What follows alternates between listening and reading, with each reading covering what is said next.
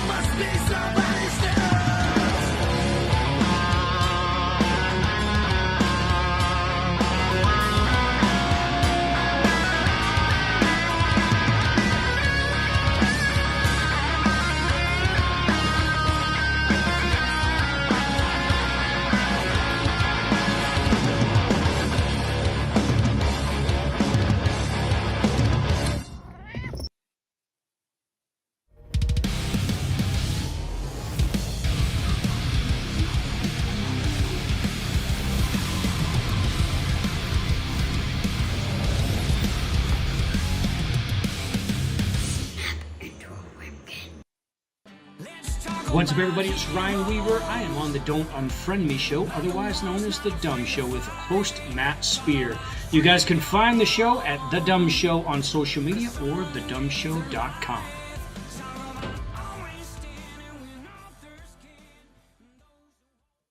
Adjusting transmitter output. This is the Don't Unfriend Me Show with your hosts, Matt, Leroy, Amy, and Olivia. Geopolitics, military analysis, and election coverage. Coming to you live on all major social media channels at The Dumb Show. Honest, direct, unfiltered. We can agree, we can disagree. Just don't unfriend me. What's going on, everybody? Woo. In the middle of that, I had to run out and instruct the kids on how to make my shake, realizing that mom's in the shower. Olivia's not here tonight. She is powdering her nose and doing her hair. And my good That's friend what I was Leroy doing. here. I know. Leroy, my good buddy. I made it. What the? Yeah. Constitution of the United States. We'll be talking about it tonight. This is exclusive to the Don't Unfriend Me show. It is made by the Applewood Arcadia Publishing Company. They make all the books for the Smithsonian, Library of Congress, and if you walk down on any of the malls, you can see these. But this is unique. It's a 9x6. It's 100% leather, which is nice, versus the pleather. You can see pleather's a lot more shiny, and that's the Documents of Freedom. Those are the miniature versions. The miniature versions are fantastic. When you do order the miniature version, you get this awesome carrying wood box. It's engraved on both sides, and it's even painted in the middle. And then the actual books themselves, right, which contain the Constitution, the Declaration of Independence, and the Bill of Rights. And Matt is absolutely correct. These are gorgeous, but they're in this leather-ish type books, and they are wonderful, quick reference reads. We've had them on the show for 4 years now. People always loved them and said, hey, where do I get them? But this book is special to the Don't Unfriend Me show. It's got a beautiful inlay. It's got the Constitution. It's got the amendments. It's got the entire Constitution. It's got the Bill of Rights. And it's also got the signers. And also in the middle of it, it's actually got you a picture of the Constitution, which you can actually see live.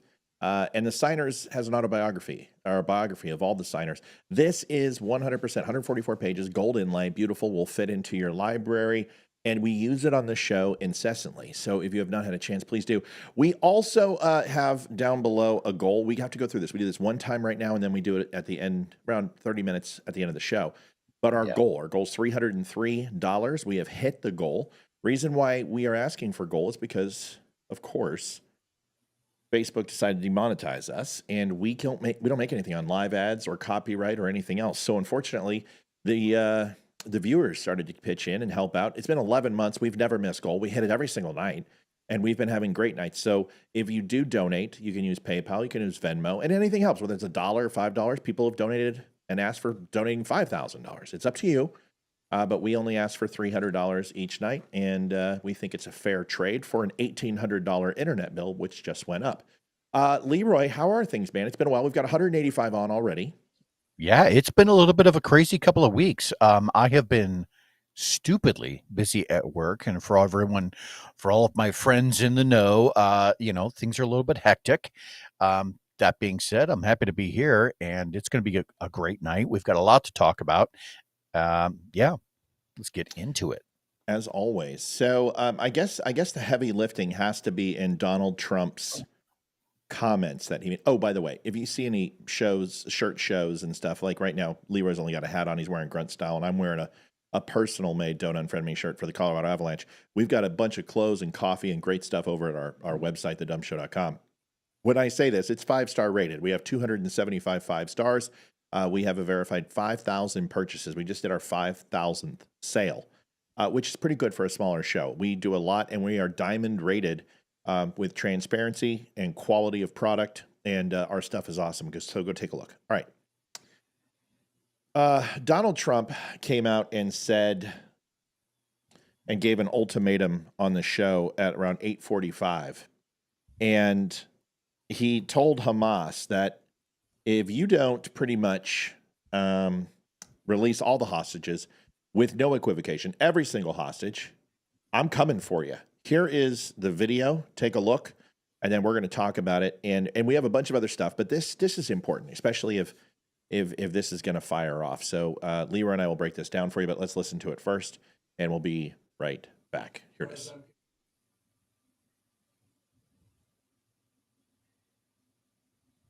And if all of the hostages aren't returned by Saturday at 12 o'clock, I think it's an appropriate time. I would say cancel it and all bets are off and let hell break out. I'd say they ought to be returned by 12 o'clock on Saturday, and if they're not returned, all of them, not in drips and drabs, not 2 and 1 and 3 and 4 and 2. Saturday at 12 o'clock, and after that, I would say all hell is going to break out. Well, I would say that. So, Leroy, what does all hell gonna break out mean? We know that he doesn't like to telegraph his decisions or his military strategies, which is smart. But this one is kind of different with a hostage crisis. You kind of got to give them a warning because hostages are going to be in pocket, and you want them to go ahead and kind of move and open themselves up to ISR and things to that effect. So what does he mean when he talks ISR? We'll go over all of our lingo, but Leroy, walk us through what he means when he says all hell breaks loose. Well, and certainly anybody who has any sort of familiarity with the might of the American military is going to understand that we can carry a big old stick, right? We have basically we are at the top of the food chain in terms of power projection. And in terms of actual damage inflicted, I don't think that there is number two is a far distance. Like we are by far and above leading that as well. So at least he's giving enough of a telegraph here to say, hey, look, this is your warning shot. Do not tempt us. We know how heavy Trump's hand can be. He did this in his first administration with regard to fighter aircraft, and I want to say that was Syria. Yeah, and this is not the time to play chicken. Yeah. So in this process, I only think one way. I write, and it's what I do, and it's how I put it in. Yeah, I just put it into my brain box, and once I write it, I never forget it. And it's just been something that I've done since I've been younger. Is that if I don't put it down on paper, I don't hold on to it and retain it as long. So it's usually what I'll do is Leroy, you see him taking notes all the time, and I've trained myself to use my brain as a note taking device. So you'll see me sometimes going. A lot of times I'll preface and I'll say, "Hey, I'm just trying to understand, or I'm trying to collect this, or I'm trying to go ahead and put this in my box." That's what I mean when I say this. So I just wrote this down. Leroy has a copy of this. He's going to come over some of it too. This is phase one, aerial dominance and precision strikes. It's going to talk about a phase two, basically a 5-phase event of what would happen on Saturday if Donald Trump decided to have all hell break loose. Now, it's really important to understand is that this is an unclassified brief, but this is something that you would see by an independent or contracting agency, very similar to this, but with a classification rating. You might find this from naval intelligence. You could find this from the ONI. You could find this inside CIA channels, FBI, any type of organization that classifies their documents, including international. And this is a completely classed U on everything top to bottom. It's an unclassed document. However, there are some things inside of it that we wouldn't want to distribute in written form or in a verbatim style, simply because a lot of this is strike analysis, and this is probably fairly close to what the U.S. would do in an all gloves off situation. I'm going to go over the first phase. Leroy will take over second, third, fifth, respectively. We'll just go through the chain and add things. The first phase of this would be an aerial dominance and precision strikes. Now, the strikes that Israel have done right now have been predominantly delivered by aircraft. When we talk about precision strikes, these would be more appropriately named as naval vessel type precision strikes, tomahawks and things to that effect, to hit the more sensitive communications and C4 structures. Israel would most assuredly use F-35 Lightnings, which they have, and then also a plethora of F-15s, specifically the EX, which is kind of the hyped up version of the F-15 Eagle. These primarily would do suppression. So you wouldn't see these do attack. This would do any counterattack or any kind of counterinsurgency from enemy, and they would do something called SEAD, which is CEAD, and it's pretty simple. It's suppression of enemy air defense. And they would use these offensively from inside Israel, not out, Jerusalem and out at sea, right, to hit areas without having to fly into any areas like Syria or Yemen or Lebanon that would try to go ahead and get froggy during this process. Gaza doesn't have any air. F-16 Fighting Falcons, H-64 Apaches, the MQ-9 Reaper drones, which Israel has some of these, GBU-39 small diameter bombs called SDBs, and JDAMs are joint direct attack munitions. These are GPS guided bombs, and JDAMs are kind of the peanut butter of targeting acquisition before going to naval based warcraft or any other type of laser guided or high altitude bombs. AGM 114 Hellfire missiles would obviously be attached to the Reapers or other types of platforms. So what you would find is air dominance in this category. The first wave of airstrikes would focus on degrading Hamas's ability to coordinate any type of ground resistance or electronic countermeasures. They don't have a lot. Key command nodes, tunnel networks, and weapon depots would be targeted to disrupt Hamas's operational capacity. And this is where the United States will be needed. They've hit a lot of these tunnels with their bunker busters, but the depth that the United States can go, which I will not be going into the overall depth that we can hit because that's classified, but I will tell you that we can hit in a range 10 plus times what current Israel munitions are, and far exceeding that. There's not many things we can't hit with our munitions. So you would see the U.S. take a more aggressive role in that.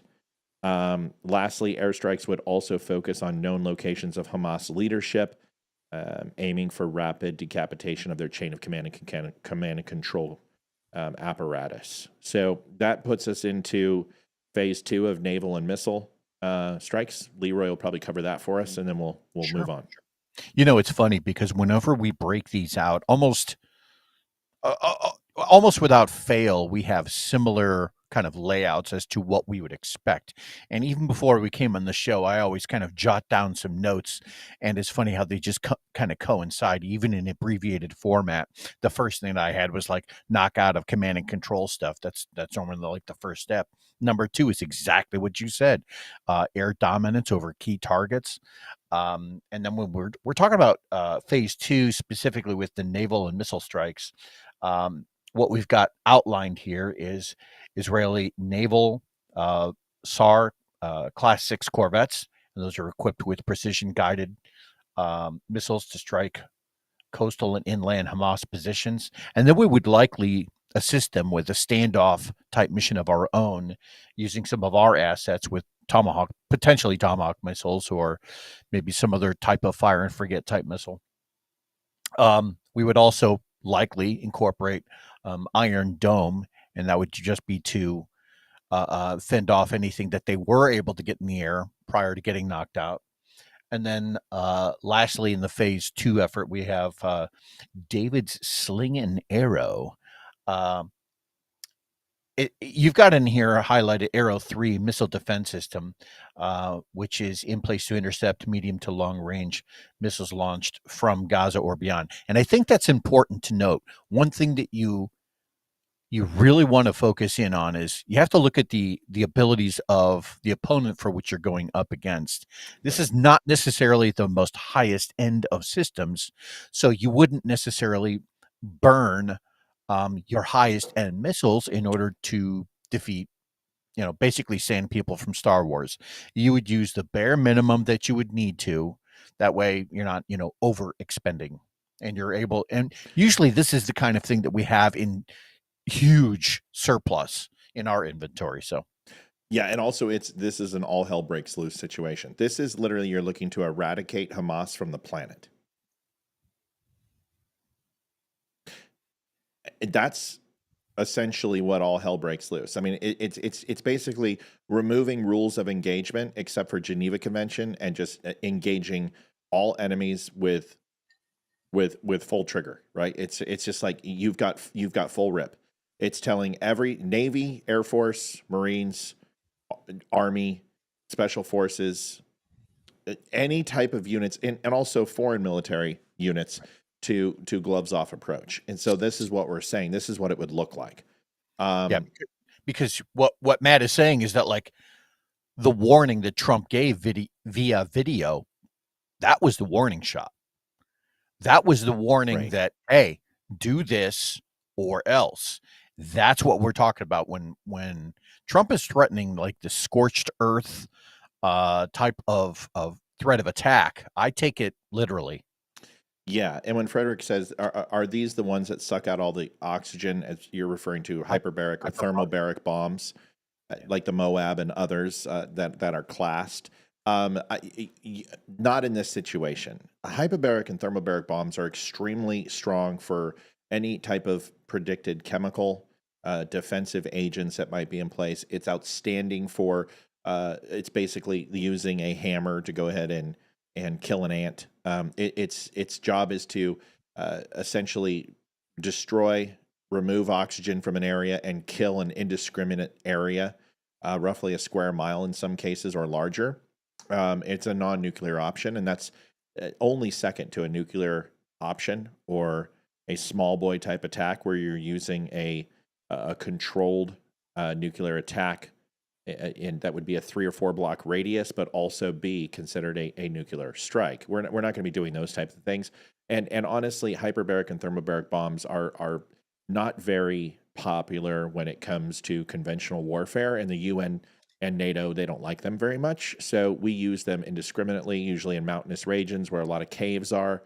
Yeah. We will be, if the United States works on this, these will be bunker busters, and their job will be to be incapacitating these tunnels for ease of use, removing power, and also collapsing them to kill targets. But remember, hostages might be there, so these would be Right. we know where the hostages are. It's a matter of that getting to them, and we'll get into that in a second. Anything on strategy right below that? There's some strategy points there. I think there's 3 of them. Oh, phase yeah. 2. Sorry. These strikes okay. would be timed to coincide with the aerial bombardment to ensure safe zones for Hamas fighters to regroup. Coastal positions used for smuggling weapons and launching drone attacks would be obliterated. That's true. And then underground weapon, I assume that's caches. Yeah. Command centers would be hit with penetrating bunker buster munitions, and that is also spot on. Something to keep in mind, especially when you're talking about the use of like oversized munitions, like what that last question was about, like the thermobaric. That would likely be too much. Typically, our strategy is to go in with just enough force. And that's not to say that Hamas wouldn't be obliterated. Almost certainly they would. But you wouldn't want to go in so heavy as to risk the lives of the hostages. So you would want to, we're very, very clear with that. And when they do these types of planning attacks, there is so many cross checks to make sure that any potential hostages would not be harmed. Right. So, yeah. But a very good chance of it happening, right? I mean, if you're in a situation where all hell is breaking loose, you have to understand that's not going in with a scalpel. You're going to hit hard targets, but also potential soft targets inadvertently with a strike like this. This is where the surgical portion of this would take place. Phase 3 with special forces and ground incursion. Yep. When I say ground incursion, I'm going to be very careful. This will predominantly be Israeli forces with some very small support special forces operators that are there in a training capacity and an observation capacity, just like when we took down the caliphate, and in Mosul and other places with ISIS, is essentially designed to support from an observation role, not necessarily going in. The Shayatet 13 is Israeli Naval Special Forces. They're very much like the SEAL teams, not as good, but they're good. Would conduct amphibious assaults on key Hamas positions near the coastline. Very similar to the Marine Corps is what they would be comparable to, not necessarily SEALs. The Sayeret Matkal IDF Commando Brigade, which is most assuredly Special Forces, deployed for precision raids, hostage rescue, and high-value target elimination. These are very similar to Force Recon. The Merkava 4 tanks supports ground incursions with heavy firepower and mobile protection. The Namer Armored Personnel Carriers, APCs, would be for transportation and Israeli ground forces. The Tavar X-95 assault rifles and M4 carbines produced by the United States of America would be the standard issue for IDF troops. Special forces would have various weapon systems that they find, comparable to use to use. Now, whether it's a 9mm Uzi or an MP5 or an MP7 or whatever it would be, special forces would use whatever they deem necessary. Spike NLOS missile systems are precision-guided missiles used by Israeli ground forces to take out vehicles, fortified positions. They're very similar to a TOW or something to that effect without the precision guidance. They're like an RPG, but a little bit of a higher quality missile. Special forces would deploy at night using intel gathered from drone surveillance and cyber operations to pinpoint key Hamas leaders. The priority would be hostage rescue, likely through rapid entry tactics using stun grenades, suppress weapons and silent takedowns where possible. IDF mechanized units would advance in a pincer movement, cutting off Hamas's ability to maneuver while targeting any escape routes. Any chance we can use the word pincer in a brief, you always want to do that. It just makes a good intel brief. People enjoy the pincer movement reference. Psychological operations, PSYOPs, could be used to encourage defections or surrender of lower-ranking Hamas fighters. Now, this is imperative and something that you will see, and whether it's a drone or whether it's a vehicle playing messages that kind of help lure the weaker spots and the weaker links in the chain to have Hamas surrender positions, but also have civilian uprisings. I'm not going to go into specifics, but there are many times where they go ahead and drop in weapons for civilian areas to arm themselves and to essentially fight the insurgents of their country. We saw this in Indochina. We've seen it in Syria. We've seen it in many places. But this is a strategy that you would anticipate. Moving into phase 4, which is, I guarantee, Leroy's favorite part, well, at least one of his favorites, is cyber warfare and electronic suppression. Yeah. So, and it's funny you bring that up because I was thinking some of the stuff that you've got referenced on here is pretty awesome, by the way. Thanks, buddy. Especially when you're talking about the potential, right, for growlers to be used or any sort of. Yeah, I can see that happening. It would be. I went into the bag of tricks, dude. I went into I was like, I want my Scooby snacks, and I started pulling shit out from which is what Israel possesses, all this stuff. Yeah. Now here's and I forgive me, folks, because I had literally 5 minutes to review this ahead of time. Yeah, I might suggest that phase 4 might actually take place kind of in phase 1. That would be my only. I could see that happening, and I'm not saying you're wrong, man. I could see it happening in either direction, but I do see a lot of times, one of the things that you're kind of going for the throat, at least in phase 1, is that command and control stuff, right? And that's the best way to do that is through the use of electronic warfare. That's when we will blind them.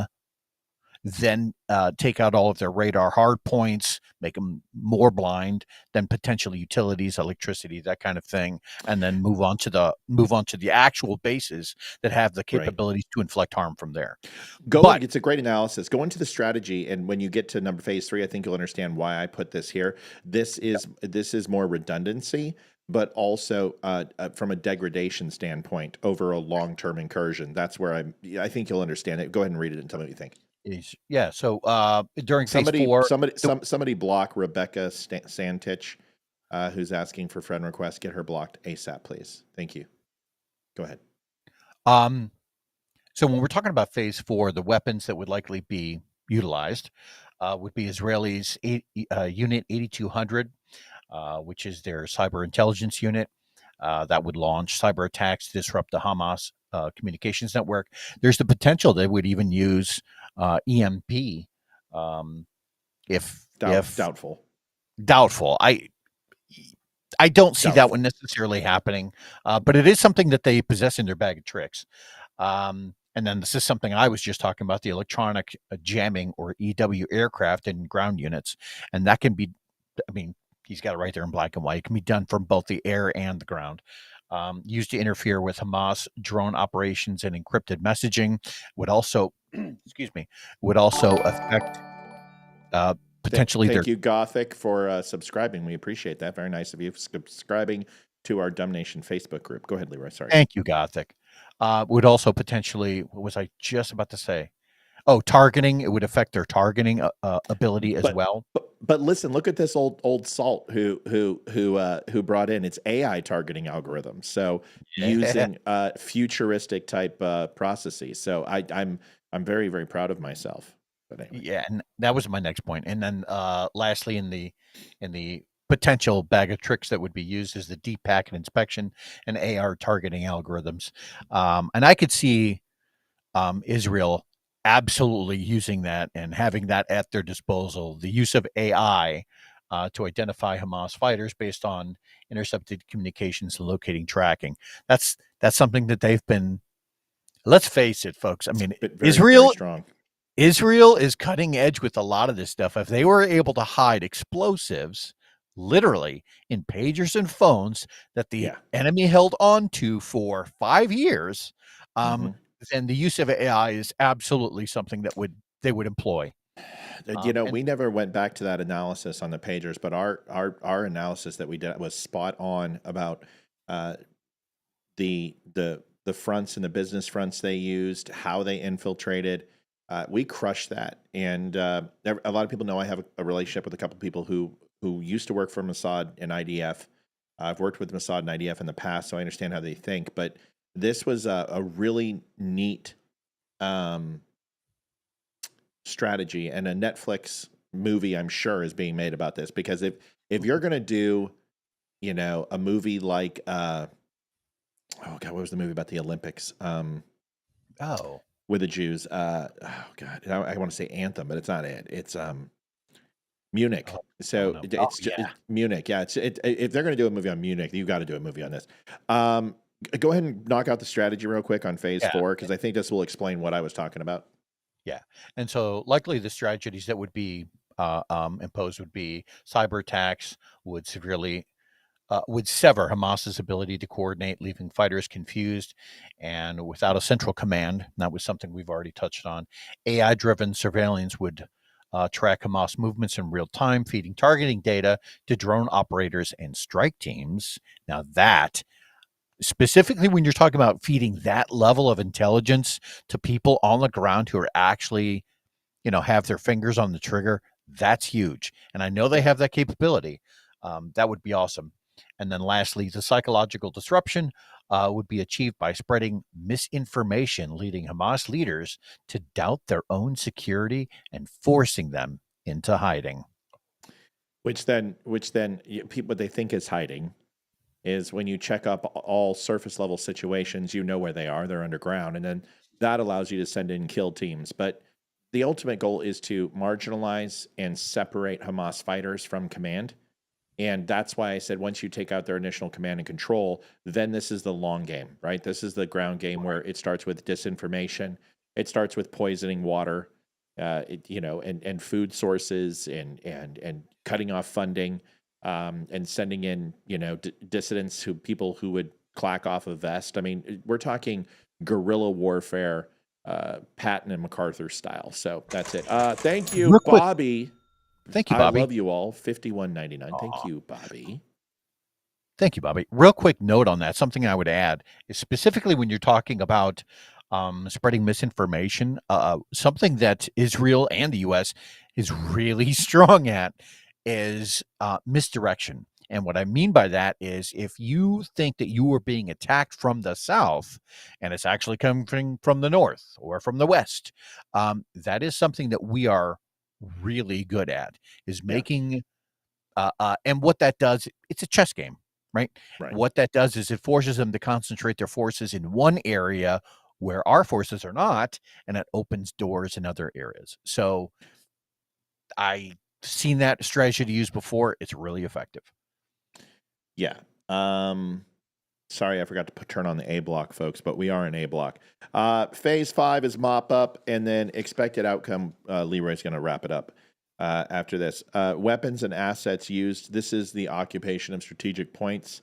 Loitering munitions as Harap suicide drones.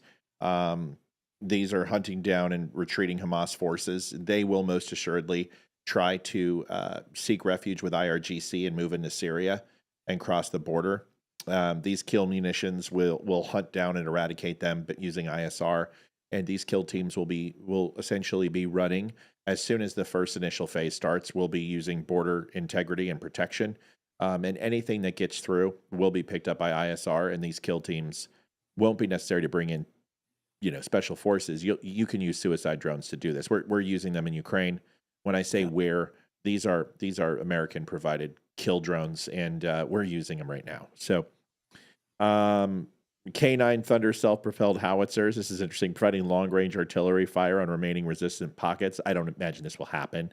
our guided munitions are too good. We're not going to sit there and put artillery down. But once again, using all forces and using an all hell breaks loose approach, these are just some of the things. A lot of this is just fanfare. If I was doing an intel brief, I'd break this down to 3 things, and I would tell you that like the 3 weapon systems that will most likely be used, which we could show a probability of killing target, probability of civilian casualties, and probability of the unknowns. And that would be my brief. This is just for fanfare and show of what all hell breaks loose truly means, okay? Leroy knows it too. We're just listing everything and throwing the kitchen sink at it. The C-130J Super Hercules and the CH-53 Yasur helicopters used for rapid troop deployment. This would be great for spin-up teams, QRT, QRFs. So if you want to get a quick ready force, this is how you do it. You go ahead and have these. They can respond to any type of counterinsurgents or small groups that are doing some sort of degradation attack in certain cities or retaliatory command and control strikes. You would use a QRF spin up to support, say maybe there's a team or someone outside the wire that's working in a special forces capacity. That QRF team will be spun up to support them. This could also be Israeli special forces groups that are doing this. Yeah. Strategy. Israeli forces would maintain control over key sectors while preventing Hamas from regrouping. Any tunnels found would be flooded, collapsed, or destroyed with precision demolition. I did not put a chemical style preventive weaponry because that would go against the Geneva Convention. Yeah, and I wouldn't anticipate that they would. A lot of people tried to say that they were using Willy Pete and other types of things and white phosphorus, and this is simply untrue. Use white phosphorus for marking indicators and also warning, like a starburst with a naval vessel over other vessels. It's not designed to kill people, but of course, that's what everyone said who hates Jews. Controlled withdrawal would be considered to avoid prolonged occupation while ensuring Hamas is crippled. And then the expected outcome of this, Leroy will cover, and then we'll move on into our non-old jobs and current jobs. Yeah. So if Trump's warning materializes into an Israeli-led military strike backed by the U.S., the likely outcome is going to be Hamas's infrastructure would be significantly degraded, if not completely destroyed or obliterated, possibly leading to a total collapse of its operational effectiveness. A large-scale hostage rescue operation could either succeed or provoke retaliatory executions, depending on Hamas's response. And I think that one's key. It depends on how fast we're able to inflict the most amount of damage as to whether or not they would just say, all right, just unfortunately, this is an option for them. If these attacks take too long, they could just say, well, let's just, get rid of the evidence, so to speak. So that would not be good. Regional tensions could rise with Hezbollah and Iranian-backed militias possibly operating on secondary fronts. That's true. Civilian casualties could trigger international condemnation through a process targeting, and that would be a priority. And then the possibility of a wider Middle East conflict could emerge from external actors intervening. Small. Yeah, not really sure that would really pop off. Not at all, because Trump's going to go to Saudi Arabia and rejoin the petrodollar, so that's any day now. That's going to be one of his deals to get Israel and Saudi Arabia to go back to the table for the Abraham Accords, I'm sure. But we'll see. Amy, thank you for the donation. We appreciate you. Before we continue, I want to say thank you to Jen McCarver. Happy non-birthday. Sounds like yesterday we're 2 months early, but it's okay. We wanted to tell you non-happy birthday as well. So thank you for that. Leroy, sir, chances of 1/10 of this taking place, 1/100th is probably 0 to none. When Trump says all hell breaks loose, it's going to be, in my opinion, predominantly bunker busters, mid to low level aircraft, and essentially kill units taking out with drones and Reapers and Hellfires. It's the United States getting involved from a non-asset, non-military personnel standpoint with autonomous style weapon systems. That's what we are going to see, in my opinion. Leroy, go ahead. I would absolutely agree with that. I could see where we would knock out a few targets. We would use our length of reach as a standoff, right? Knock out the most important areas that localized Israeli forces would need in order to go in and grab the hostages, and then they can evac as quickly as humanly possible. And we would just provide overwatch. Like, so none of our forces would effectively be in harm's way. We're basically, from a distance, given the support that we need to in order to get those hostages out of there. You won't hear this until the hostages are rescued and back home. But Correct. what you may see is that Delta or the teams might be tapped to get in, kill any targets or any type of resistance, and secure the hostages and bring them home.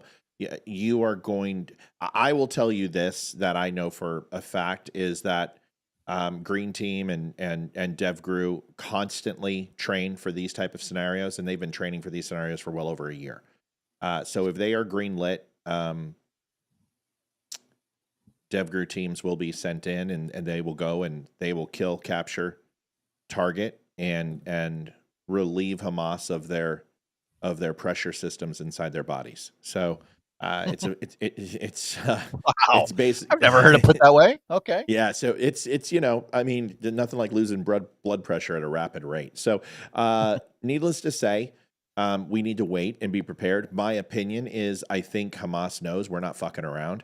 And the main cover they have right now is tunnels, and the United States, with with utter ease, can reach out and touch them at the depths that Israel can't. And our drones are far superior to Israel, and our kill teams are also far superior to Israel. So we're just going to fill in the blanks where Israel is struggling a little bit, and we're going to use U.S. assets to essentially close the book on Hamas. So fuck around and find out. I mean, and if they want to play this game, I think we're more than happy to sit across from them and be the second player. We have no problem doing that. I think Hamas should be having a come to Allah talk very quickly, because they're about to have a come to Jesus talk with the United States military, and it's full force, and Trump is not fucking around. Yeah. So FAFO. Yeah. And you know what? I when they wheeled out the Jewish hostages and they shaved heads and were completely malnourished and skinny, I got fucking pissed. Like, I haven't been that pissed since 9/11. And I was like, let's start killing some fucking people. Like, let's start going after their families. Let's start going after everything. If you support Hamas, and I mean, that pisses me off. And it's just, I started thinking about my grandmother, and I started thinking about Jewish friends and family, and I just got really mad. I don't tolerate this shit. And, it's really tough when you guys call Trump a Nazi. You're about to find out how much of a Nazi he isn't. Because I think this is what set him off. Seeing those pictures of those hostages look like they just got out of Auschwitz. Trump is not fucking around right now. And good. I think a lot of the strategy, or at least, you know what it is? A lot of the imagery that a lot of these foreign nations have had, and the terrorist actors and so forth, Hamas and Hezbollah, a lot of the imagery that they get from the United States for a long time was one of passiveness, maybe some meekness. And I think that Trump, being very aware of that imagery that was being portrayed, is going to potentially overcompensate, as if to give the world a message. I think that is definitely something that's on the table. I would say that a measured attack, which is the norm, all right, that is something that we do, could be put on the back burner in lieu of something that is a little more dramatic. And when I say dramatic, that means, thank you, JD. That means wish Jen. We got to read the messages. I don't know if you knew that. JD Sella says, please wish Jen McCarver a happy non-birthday. Already way ahead of you, JD. Way ahead. Go ahead, Bubba. Sorry. Oh, you could. When I say dramatic, that's from an American perspective. What that means overseas is catastrophe. That means annihilation. So Yeah. Well, I think we covered this ad nauseum, and that's it. Bubba says Semper Supra, which is always from above or always above, I think. Is that correct? I thought that means he's a Toyota fan. I think it's that too. I Okay. think it's that. Yeah. Yeah, it's Special Forces motto, if I'm not mistaken. Yeah, the Special Forces people acting like they're smart by using Latin, and Marines, Semper Fidelis, and E Pluribus Unum, and whatever. Jeez. By the way, OAN has 3.8 thousand people. We're in second right now with 181. Last night we got up to 800 people. We were within striking distance. OAN was at 2.3. That's a news organization which has One American News. It's pretty damn popular.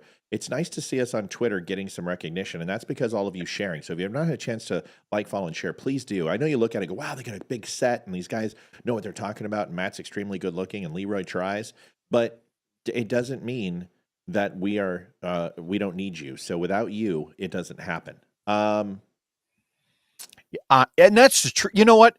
That's a really good point.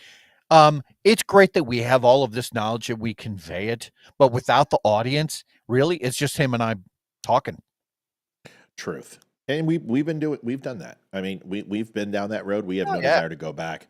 But let's go ahead and move on out of A block. We will go into B block when we get back after this. The Dumb Store is veteran-owned with a 5-star diamond rating for service and satisfaction. We offer quality products like coffee, shirts, hoodies, and hats, all made by veterans. Shop with confidence, backed by hundreds of 5-star reviews. Use code DUMB10 to save 10%. Visit thedumbshow.com today. Thank you for your support. Thanks, Kev. Appreciate that donation. $10.80. Puts us at 103.89, just in perfect striking distance of overdriving our goal tonight. We know we're going to. You guys always take care of us. Moving into the B block. Now people go, what is this, a jail cell or something? What? Folks, hello, timer. Folks, B block, this is TV speak. These are segments in newscasts, A block, B block, C block. So if you just got to, Fox News says it all the time. What's wrong with you people? We're being very professional. Greg Carlisle says, here we go. We got a person. Here we go, Leroy. You focused up. Let's go. Get your head in the game. I support Trump, liberals, Nazis, bigot, racist, and whatever phobia we can come up with. Da fuck. Yeah, that's pretty much it, dude. This is perfect for our next segment. Thank you, Greg, for adding it in. Greg Carlisle, fantastic job. My next segment is going to prove this. I actually have called Department of Homeland Security, FBI, and Secret Service probably about 40 times, reporting people on Facebook or people who send me emails threatening the life of a government official. And it's not just, there's people who said they wanted to take out Nancy Pelosi, and I called Department of Homeland Security and Secret. I'm not down with this shit. Now, are there certain politicians that deserve to meet a sticky demise by the court of law? Sure. And should some of them be in prison for the rest of their life? Sure. That's from without a trial? No.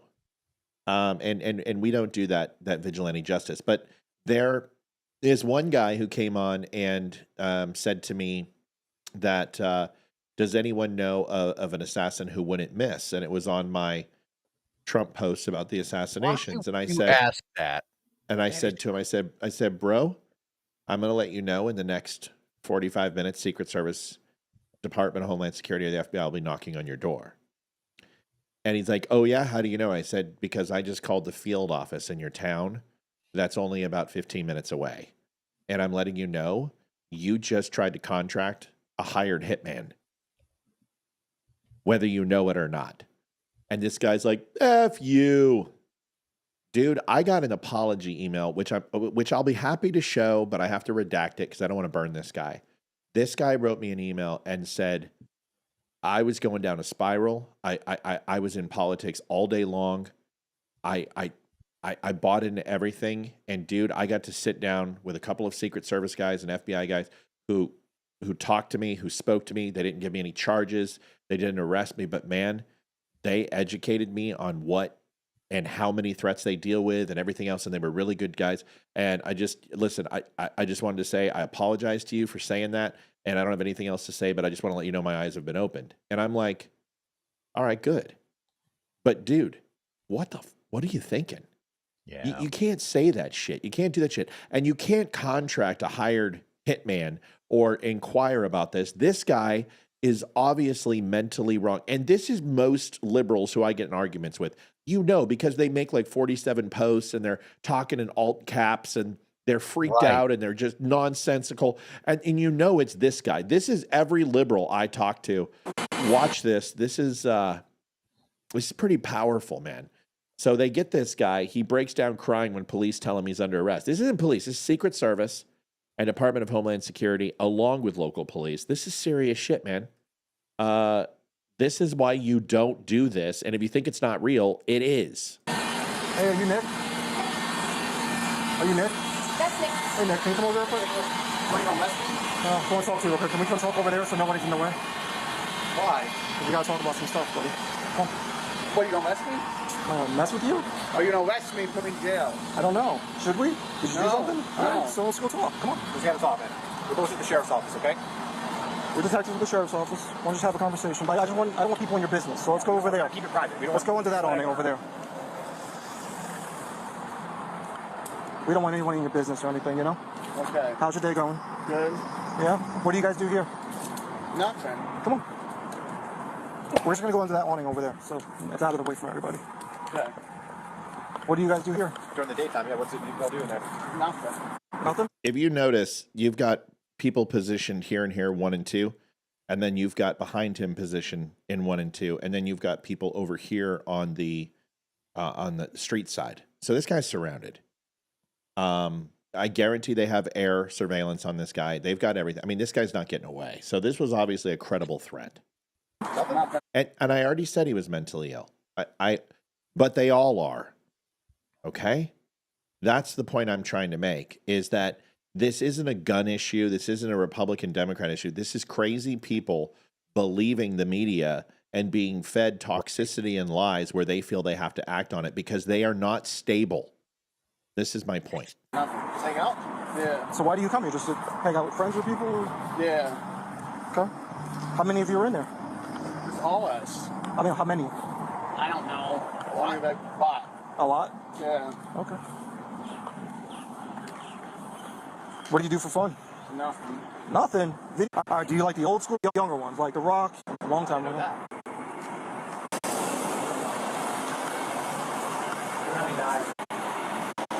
They bought Online? Malta. Got it. All right. So, I guess you have been posting stuff online on TikTok. You know what I'm talking about? They blocked me. They took it off the block. Facebook blocked. Yeah. Okay. But you've been recently on TikTok. Matt, can you please change title as it's the same as last night? What, on the show? I didn't change the title? What do you mean? I don't know. Hold on. I don't know. Tell me what you mean. Yeah, but how they blocked me? Facebook blocked you. It's different. Okay. So we're here because of the stuff that you were posting. Okay. All right. So unfortunately, you're probably going to be coming with us. I'm not going nowhere. I don't want to. Yeah. I'm not going. I ain't do nothing. You did, buddy. I ain't do nothing. You did. I ain't do nothing. I'm sorry. I'm sorry. I get it. I get it. We're not here to hurt you. We're not here to hurt you, buddy. I didn't do nothing. I didn't do nothing. Just tell them, please, I'm sorry. We're not sorry. I won't do it again. We know I won't you're do it again. We gotta take you to see a doctor too, though, buddy. I don't want to go. I'm sorry. We're gonna have to, buddy. I don't want to go. I get it. Nobody does, but I don't want to go. you can't be doing the stuff that you were doing, buddy. Tell them I'm sorry. We will. Give me my chance. I'm sorry. I won't do it again. No, you have to at least see a doctor, buddy. I don't want to. You have to. I don't want to. I don't want to. I'll be good. I won't do it again. I'm sorry. Did he say I'll be good? I'll be good. Yeah. So obviously this person suffers from severe mental impairment, and it's sad. Very. But this is also the person that goes and tries to kill the president of the United States, and Bernie Sanders, and Steve Scalise, and Arizona senators and congresspeople. So although it's not fake, it's real. No, it's sad. And it's horribly sad. And but this is the problem with fake news, is that when you take advantage of people and give them unfettered access to people who are pontificating and putting out petulance and abhorrent content, people who are mentally unstable, when they say Donald Trump is coming for you and he's a Nazi and he's going to throw you in a concentration camp, they believe it.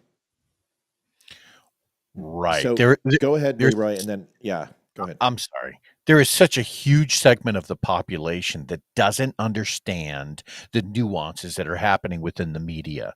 So that, sometimes we're able to see through a lot of the clouds, through the mist, right? In terms of when we get, if a story has some level of sarcasm or if it's BS or, and that's fine. But a lot of people, and I say this with, sorrow, right? I don't like saying this, but the people that are not mentally there, that maybe are lacking in any sort of ability to make those distinctions like we can make, to Matt's point, when they hear, oh, Trump is a Nazi 1,000 times a day. And here's the thing, just because you have a mental deficiency doesn't mean you go without a phone, right? Doesn't mean that information is being filtered or it has stopped coming in. Like, the dude can still read. So he is being absolutely saturated, right, by the clickbait algorithms, right, that CNN and MSNBC and Fox 2, right, that everyone puts out there to say, read the story. And because so much of it is negative towards the president, these poor people, they end up in a really sad way. They end up in a type of brainwash, right? They think they're doing the world a favor by even making the threat. So it's really sad. It is sad. And listen, this is just needs to be on Donald Trump's radar.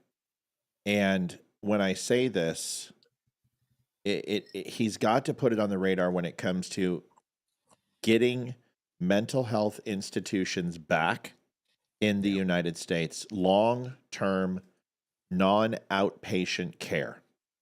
And I believe it's one of the most critical things that this country needs. And from school shootings to attempted assassinations to killing cops, whatever it is. But I also want to say that this guy's language and attitude, although not permissible, we all have a tender spot in our hearts because we're Christians and we care about people. And even though he's a complete idiot for what he did, and literally an idiot, no offense, I'm just going to call a spade a spade. Matt, he could be, and I don't care. If you're threatening somebody's life, you don't have the mental capacity to be a productive member of society. We have rules, we have laws. And if you're going to go around threatening and believing everything you read and see, we have to ask ourselves the question, is this person a threat to society? And most surely he is. This is why he's going to a psychiatric hospital and getting an evaluation and will be on a suicide hold and probably be kept indefinitely. Right. But what's the other millions of people excuses every day that I see just calling people Nazis and saying they wish Trump was dead and wish that the reason why we created this show, our godparents of our kids said they wish that Melania and Trump would inject bleach so Barron could be raised by good parents. This is why we created this show, Don't Unfriend Me. We were defriended by our lifelong friends. So we have to ask ourselves the question, okay, this kid is the extreme of the extreme. But there are plenty of people who are not even within that realm of category who are just as crazy and just as nuts because their hatred for us, their hatred for anything that anyone says, this is an issue in this country. And we need to start embracing mental health care again. By the way, I did fix the title. I saw what you said. I forgot to replace it when I booked the show. It's been fixed on YouTube, Facebook, and Twitter. I am working on Rumble. Leroy, anything else on this? Any words of wisdom for the audience on people who are dumb enough to make these type of comments? I don't know that anything that I could say that would make a difference, but what I would say is if you feel like the world is collapsing underneath your feet, and it's due to politics, you think that it's indirectly or directly due to the president or the Senate or the Congress, I would just urge you to tune off for a little while, just to shut your phone off, turn off the TV, read a book, or go for a walk, and just unplug for a little bit.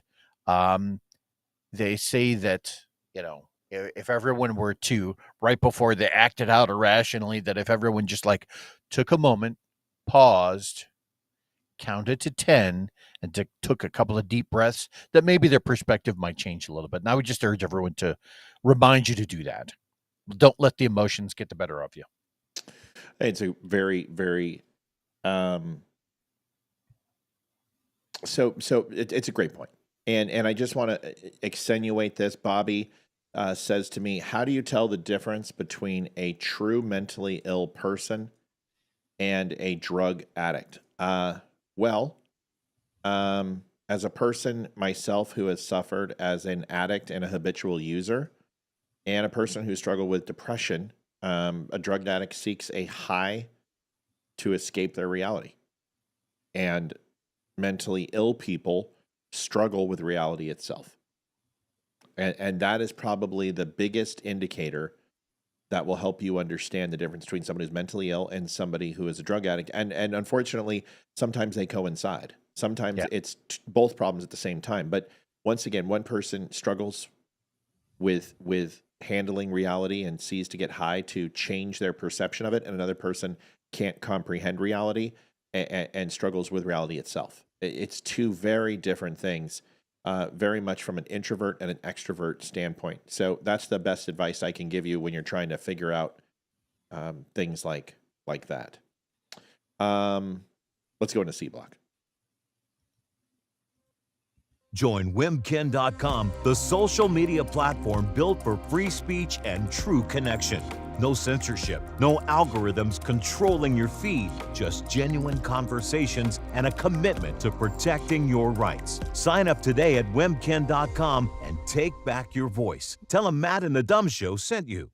I'm saving the Trump thing till the end and the constitutional crisis, because I think it's probably going to be one of the best segments that we do.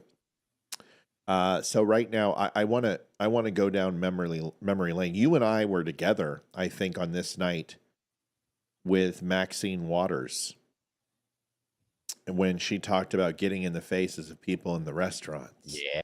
And you and I were together. Little memory lane, a today and then tomorrow style segment on Maxine Waters, and I just want to say, hypocrites are going to always be hypocritical. Here it is.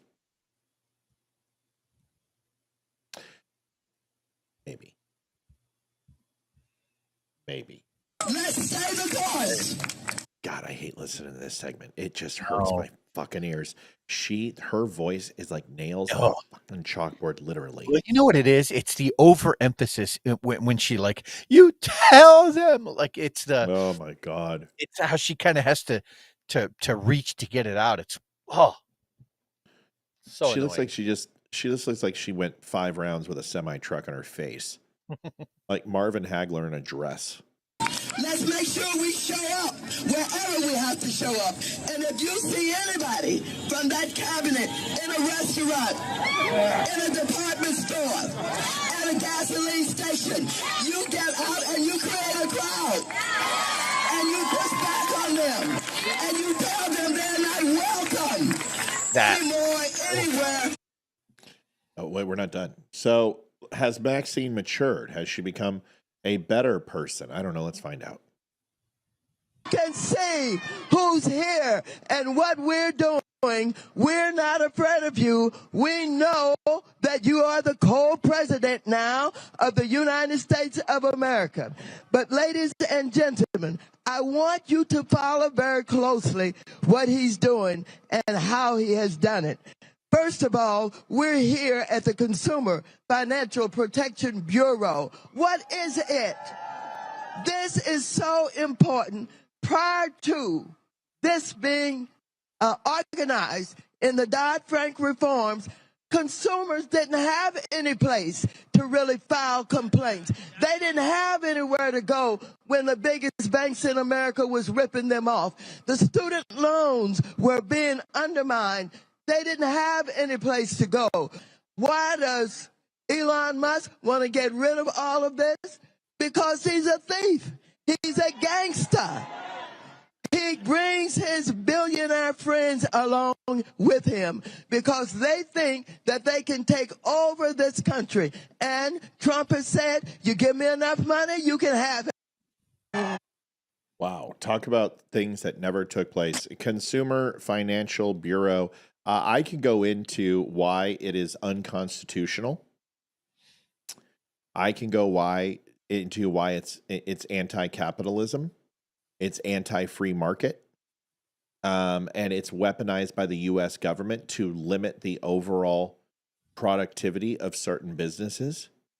I'm all for regulation on unfair spending practices or unfair lending practices, but we have laws that do this. We don't create punishable, broad sweeping legislation that punishes the innocent people and makes their jobs more difficult to get people credited, to get loans, to collect monies from consumers. We don't punish everybody. This is why the Obamacare mandate was unconstitutional, is because it's not car insurance. Car insurance got through. Honestly, I don't think car insurance should be forcible as a tax and a penalty. If you drive a car, I think you should be punished by the law, where you don't need a certain tax to punish you. I don't believe in unfair taxing. But if you're driving without insurance and you do it once, fine. Proof of insurance, and you're let go. If you don't, you get your license suspended for 6 months. You do it again, it's taken away for the rest of your life. Solve the problem. But to sit here and force this unnecessary taxation on people, it really hurts all of us because those companies are going to pass those deficits on to us. Here's Maxine Waters today, and then this is what we're going to talk about, Leroy. You should enjoy this. I've got two videos. The first one... You're going to love this. The first one is, I have one of Ayanna Presley first, and then we'll do Maxine Waters. Watch these uncomfortable, horrible fucking trolls. And here is Maxine Waters without her wig, and also known as Ayanna Presley. You're about to see Maxine Waters. This is basically going to be Maxine Waters if she went back in time and tried to play V'ger from Star Trek 1. Yeah, I was just thinking that. As a black woman. This would be a DEI role, casting role of the remake of Star Trek 1. Here it is. Congresswoman V'ger. What do you have to say about the fact that FEMA just spent $59 million housing illegal immigrants while people in Western North Carolina lived in tents for the past 4 months? What do you have to say about that? Do you accept that? Do you accept that? Do you accept the fact that because Doge exposed that today, it sounds like you have a big problem with the fact that Doge. I'm not blocking her. I'm not blocking. Excuse me. We're gonna make a little. Is that? Are you okay with that? Do you condemn the fact that Doge exposed FEMA for sending $59 million to house illegal immigrants today? Excuse me, sir. Do you condone that? Excuse me, sir. I don't know who the I don't know who. I tell you what. If I don't know who you are. Let's go. You're in the way. I'm not in the way. You are in the way. Okay, then get out of my way. Please. Oh, what's that? What's that look? What's that look? Congress. So, I know. Last one.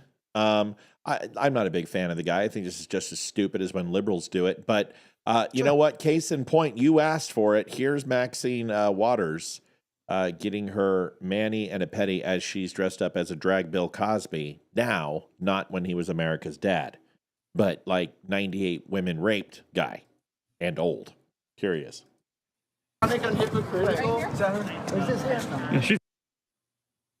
Whoa. Hey. Black. I think I'm hypocritical. Come on. Huh.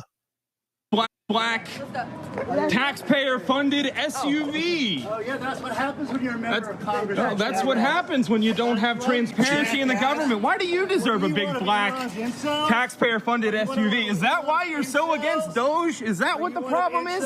What's up with the lack of transparency in your... What's the problem with transparency? Who the fuck are you? Why are you pushing? What is the problem with Doge? What is the problem with... That's assault. Oh, that sounds like somebody got pushed. Yeah, listen, I don't think you should be harassing anyone in public. I think there's a quorum for these type of things. You can request time with a senator or a state legislature. You can write, you can petition, you can vote, you can do all those things. I don't think you need to harass people on the streets. I think Maxine Waters is a giant floating piece of shit in society and deserves to be stepped on by Adam Schiff's shoe. But I kind of like the payback. I like the reciprocity. I'm not going to lie to you. Leroy, what do you think? Right. Well, and so that's the point. Like, if we were really going to take the high road, we would tell these people that, hey, look, we're better than that. You don't have to resort to leftist tactics in order to get your point across. However, not even going to lie, there was a little bit of smiling on the inside that basically says, look, hey, how does it feel? How does it feel? Because this is the exact speech that you had given. You tell them to get in their faces and you tell them they're not welcome. That whole thing. How does it feel? This is what's happening to you so that, look, I mean, you asked for it. If you're the one that is advocating for that level of interaction between the people that you represent and other congressmen and senators, then you can't be really all that torqued off when it happens to you. That's the whole point.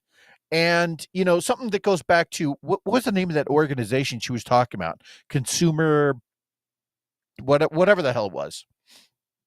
To your point, you had said something about consumer protection.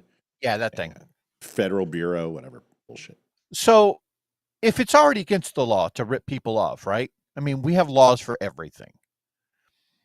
And so if all of this stuff is already against the law, right, then really the creation of such a bureau is just another overreach of government to stand up another 5-letter agency in this case that will likely do nothing except make more laws. If people aren't abiding by the law to begin with, then what's the use in putting up another agency to examine said law, then create new law? It's an advocacy group. I get that. But I mean, it seems like it's a never ending cycle of just more and more government bloat, which is exactly what Elon and Trump and Doge are trying to get rid of. Right. Which we'll go into later. Beefy says the whole channel is quiet compared to YouTube in general. That's what happens when you're throttled. They've canceled 2 of our channels. We were doing really well on YouTube, and they canceled us during COVID when we literally said, get the vaccine if it makes sense for you. Didn't do any conspiracy theories on the election or J6, but they canceled us because we said scary words like COVID. So we got canceled, and then ever since then, they won't let us grow. So a lot of people say, I have no idea why you're not huge on YouTube. We don't know. We're huge on Facebook. We're doing unbelievable on Twitter. I mean, Twitter, we've got 216 people watching, and we have a 5,200 people. Rumble, we've got 1,500 followers, and I think there's almost 100 on Rumble. We do good do well. That is super interesting, too, because when you look at what the last 4 years looked like under Biden, right, our numbers rarely touched above, 200 on Facebook kind of thing. Yeah. Now never. with this, Now now with this whole the Zuckerberg going to Trump and saying, "All right, look, you were right, I'll back off," and now we're skyrocketing on Facebook and other social media platforms. So, yeah. I mean, what I don't know does if you that know tell you? this. I don't know if you know this, but we are at 221,744 just in the last month and a week. We have added 21,744 people. We hit 200,000 like right before Christmas. So we have added 21,000 people in the last 40 days. That is incredible. We're going up, and we've added 2,000 today. So I don't know what to tell you, but once again, Facebook, 82 people. No matter what we do, it doesn't matter. No matter what we do, we've got 222,000 people watch who follow our channel. We have thousands upon thousands of comments on our stuff, but our videos, our Facebook live, 82 people. It's so stupid, so ridiculous. What can you do? That's why we ask for donations, folks. thedumbshow.com/donate. 350, man. No, you're seeing 350 all on the network. Oh, gotcha. And you're not. Look at Facebook's in the lower left-hand corner. Take a look. Got it. I see it. So, see, look, this is where we're at. 229 on Twitter. Rumble doesn't report, but that's close to 100. Dumb Show on Facebook is 83. 36 on YouTube. YouTube's got 1,500 people, and we got 36. We've got 220,000 on Facebook, 220,000, and we're at 81. We're still being throttled on Facebook. Mark Zuckerberg's full of shit. He's a pimple-faced dick fuck. And I hope honestly somebody just fucking ass rapes him in prison whenever they drop the gauntlet. I can't stand that fucking guy. I'm sorry. I'm sorry. Anyway, the point part of the language. It does look like he has a nice soft mouth, but yeah. He does. And, I wonder if the Jew fro on top matches the one down below. Absolutely. I'm talking about 1970s dick Yeah, porn, that's folks, like okay? Yeah, that's like the Barbara Streisand Bush level. Yeah. That was my point. It had nothing to do with Jewish. I support the Jews. Moving on, let's get into D Block after this. The Dumb Store is veteran-owned with a 5-star diamond rating for service and satisfaction. We offer quality products like coffee, shirts, hoodies, and hats, all made by veterans. Shop with confidence, backed by hundreds of 5-star reviews. Use code DUMB10 to save 10%. Visit thedumbshow.com today. Thank you for your support. Yeah, the bug commercial's doing really well. That's over 120,000 views. That's going viral. That's why we've added 2,000 people today. My counter's broke, if that tells you how much it's been moving today. Let's go into a quick segment before we get into final. Remember we talked about the John F. Kennedy assassination just a little bit ago? Yeah. Yeah. I'm going to show you something. You're going to love this. And you know what? I love this feeling. It means a lot. And Beefy, if you follow our show, man, I don't know if you follow it or not. You should follow it on YouTube. If you keep coming around, I deserve a subscribe, I would think. I hope. Watch this, and all I can say is it feels good to be vindicated. Listen. A thorough investigation into the John F. Kennedy assassination, and I can tell you, based on what I've been seeing so far, the initial hearing that. What's your priority list? Because Epstein, 9/11. Our first investigation will be announced, but it's going to be covering on a thorough investigation into the John F. Kennedy assassination. And I can tell you, based on what I've been seeing so far, the initial hearing that was actually held here in Congress was actually faulty in the single bullet theory. I believe that there were 2 shooters, and we should be finding more information as we are able to gain access into the SCIF, hopefully before the files are actually released to the public.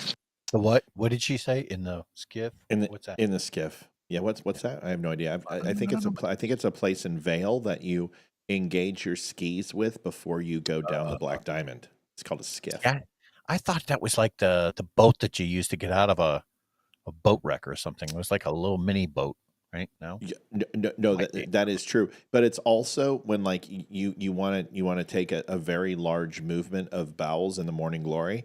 And you're like, oh, this is going to be huge. And then all of a sudden it goes, and you're like, oh my God, I just skiffed my pants. Just a little precursor to what's coming. It's nice to be vindicated. I've been saying that it wasn't a single assassin for a long time, and a lot of people have. The single bullet theory is completely a joke. I just wanted you guys to see that because I love this, because I told you the Warren Commission report was completely bunk. I read 21 plus volumes of the Warren Commission. It is all fabricated nonsense, and it's some of the most lackadaisical law practice I've ever seen. Questions, misleading questions, excusing witnesses without actually doing any probing or investigation whatsoever. It was horrendously bad. And once again, it's because Alan Dulles, former CIA director who was fired by Kennedy, led the Warren Commission. I'm sure there's no conflict of interest there. I mean, how many of you have had a boss that's fired you that you would do their autopsy report or their obituary? Right. He's preceded by his wife and kid, and he's a cocksucker. The end. Probably not going to happen. I'm sorry for the language. I've got a lot of people on. I shouldn't be saying the C-sucker word. 350 people on right now, all in on the network. Great to see people watching. Moving into our next segment. Leroy, your thoughts on... What's your priority list? Because your thoughts on the whole JFK thing. Do you care? Do you want them to go back into it? Do we feel that will be a catalyst? I mean, that this generation might say at this point, you know what? Now we're ready to believe how corrupt this government is. We're ready to believe that there's a deep state because we now know where America kind of lost its way. I'm almost done.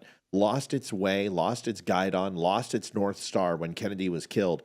A lot of people say that when Kennedy was killed, America started to go downhill and went to shit. I don't necessarily find that to be true. I think it's the sodium glow. The moment we put sodium potato lights up in the orange lights on our street lights, that's when our society degraded. But here's the thought. What do you think? Is it worth it? I do. But I think we need to address it with the appropriate amount of attention. We're talking close to 80 years after the fact. No, wait. No, 1960, November 22nd, 1963. Yeah, 60 years after the fact.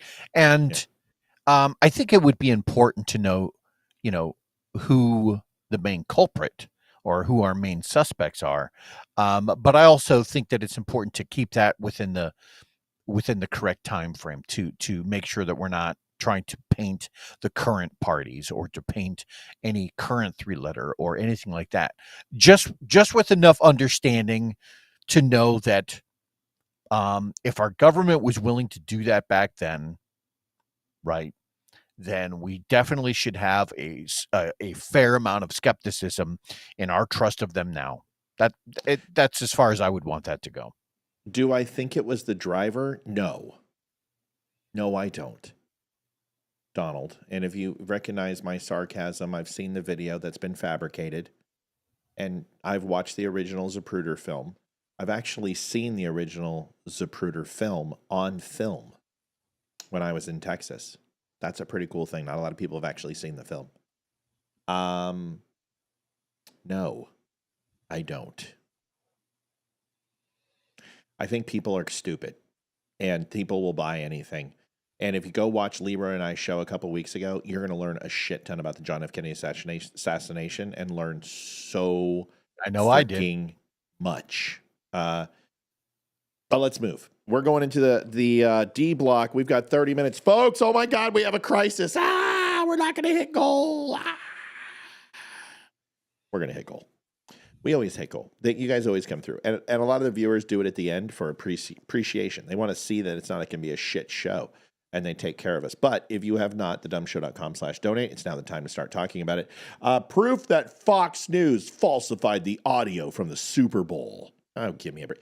You liberals, if this is all you got, you can have the win. Yep, they booed him. Who cares? You know what? This is like a consolation prize. We won the election. We have all levels of the government. We have the SCOTUS. We have the gubernatorial. We don't give a crap. Fine. But nobody booed him, and I'm going to show you the proof. Here is this crazy pink-haired nut job chick that essentially has to have a lifetime supply of D batteries. Here she is. Fox got caught. Plain and simple. No, plain and simple, you're wrong. Immediately, 100%. So on Sunday, President Donald Trump attended the Super Bowl. He was the first sitting president to ever attend the game. When Donald Trump was brought out on the field because he needed that attention to make him feel good about his shitty self, he was booed widely in the stands there. There are videos all over.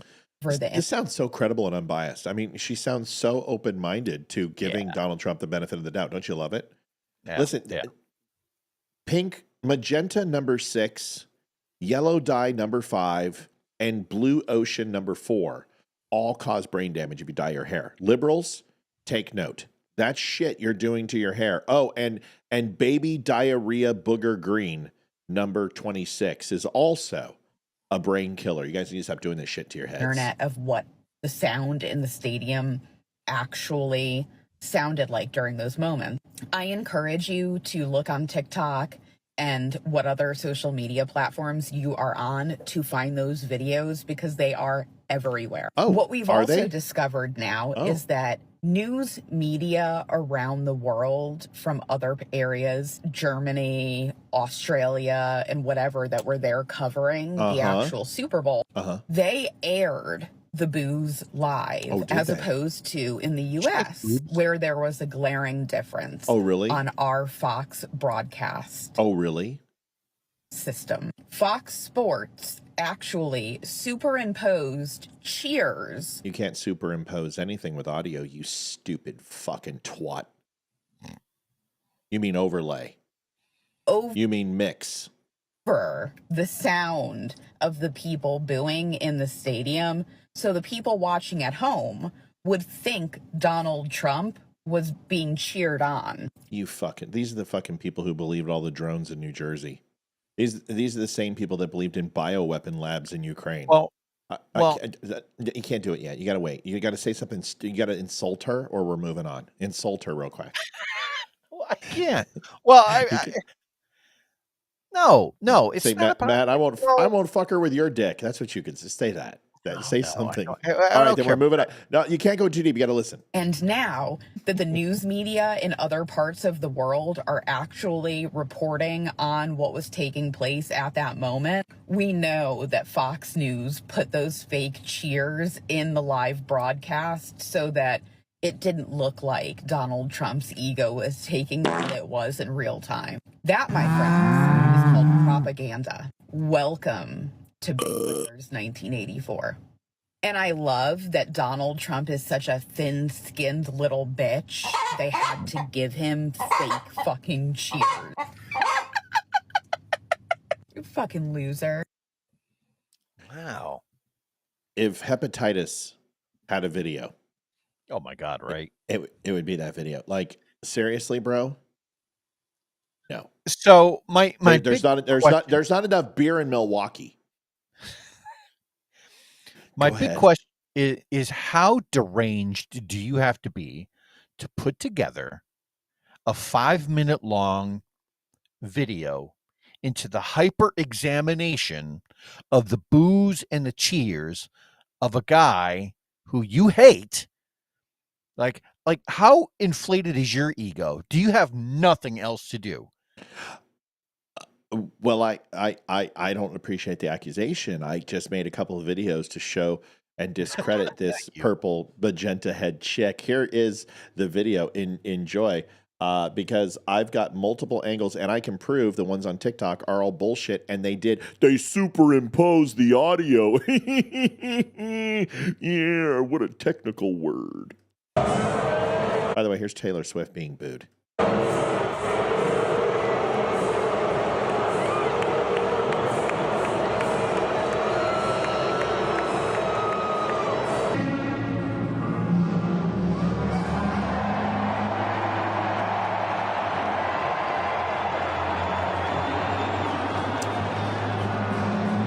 Yeah, but he might have superimposed the audio, so I don't know if it's true or not. So we're going to have to see another example. All right, here we go, because here's the live broadcast. And this is from Germany, but was actually a secondary with Taylor Swift. And here is a personal human being recording this. And then I've got the German broadcast from another personal coming up in 1 second. Here is a personal cell phone video that was live and was not re-edited because I got the live edit. I already got the live post and the timestamp, and no editing took place in this thing. Listen.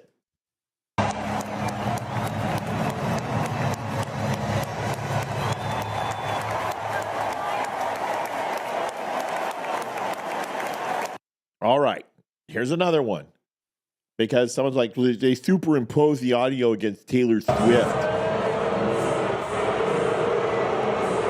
Personal video on the field. Not CBS, NBC, ABC, Fox. Nope. These are personal cell phone videos.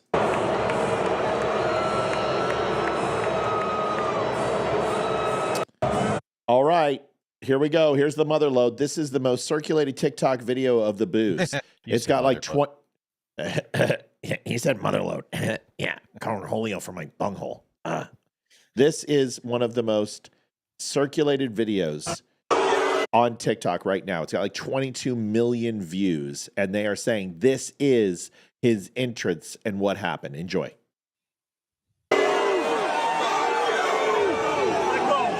I knew it! Thank you, guys! You're a fucking traitor! Traitor! Traitor! You're a traitor! Traitor! Traitor! You're a fucking traitor! Traitor! One You're a traitor! You're a traitor!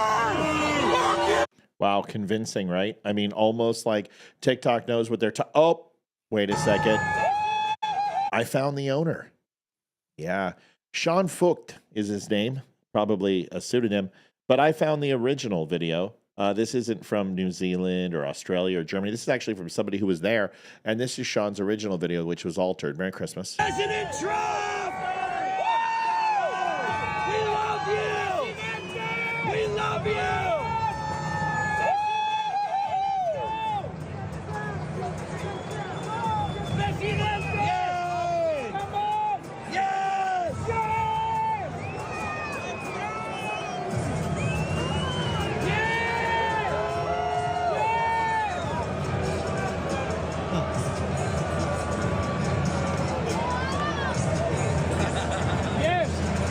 If you sync that up with CBS and NBC, you notice the song was actually playing on all the channels on Fox News.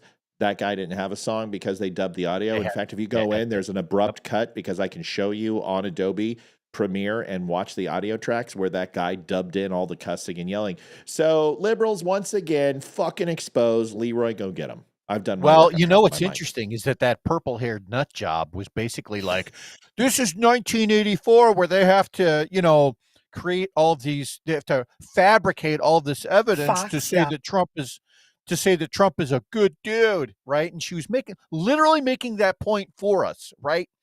So if your point is that it is truly 1984 and the media has somehow tried to bias you, right, in what you're seeing, and then the evidence comes out in the exact opposite fashion, how much of a fool do you look like? Like you fell for that. Unbelievable.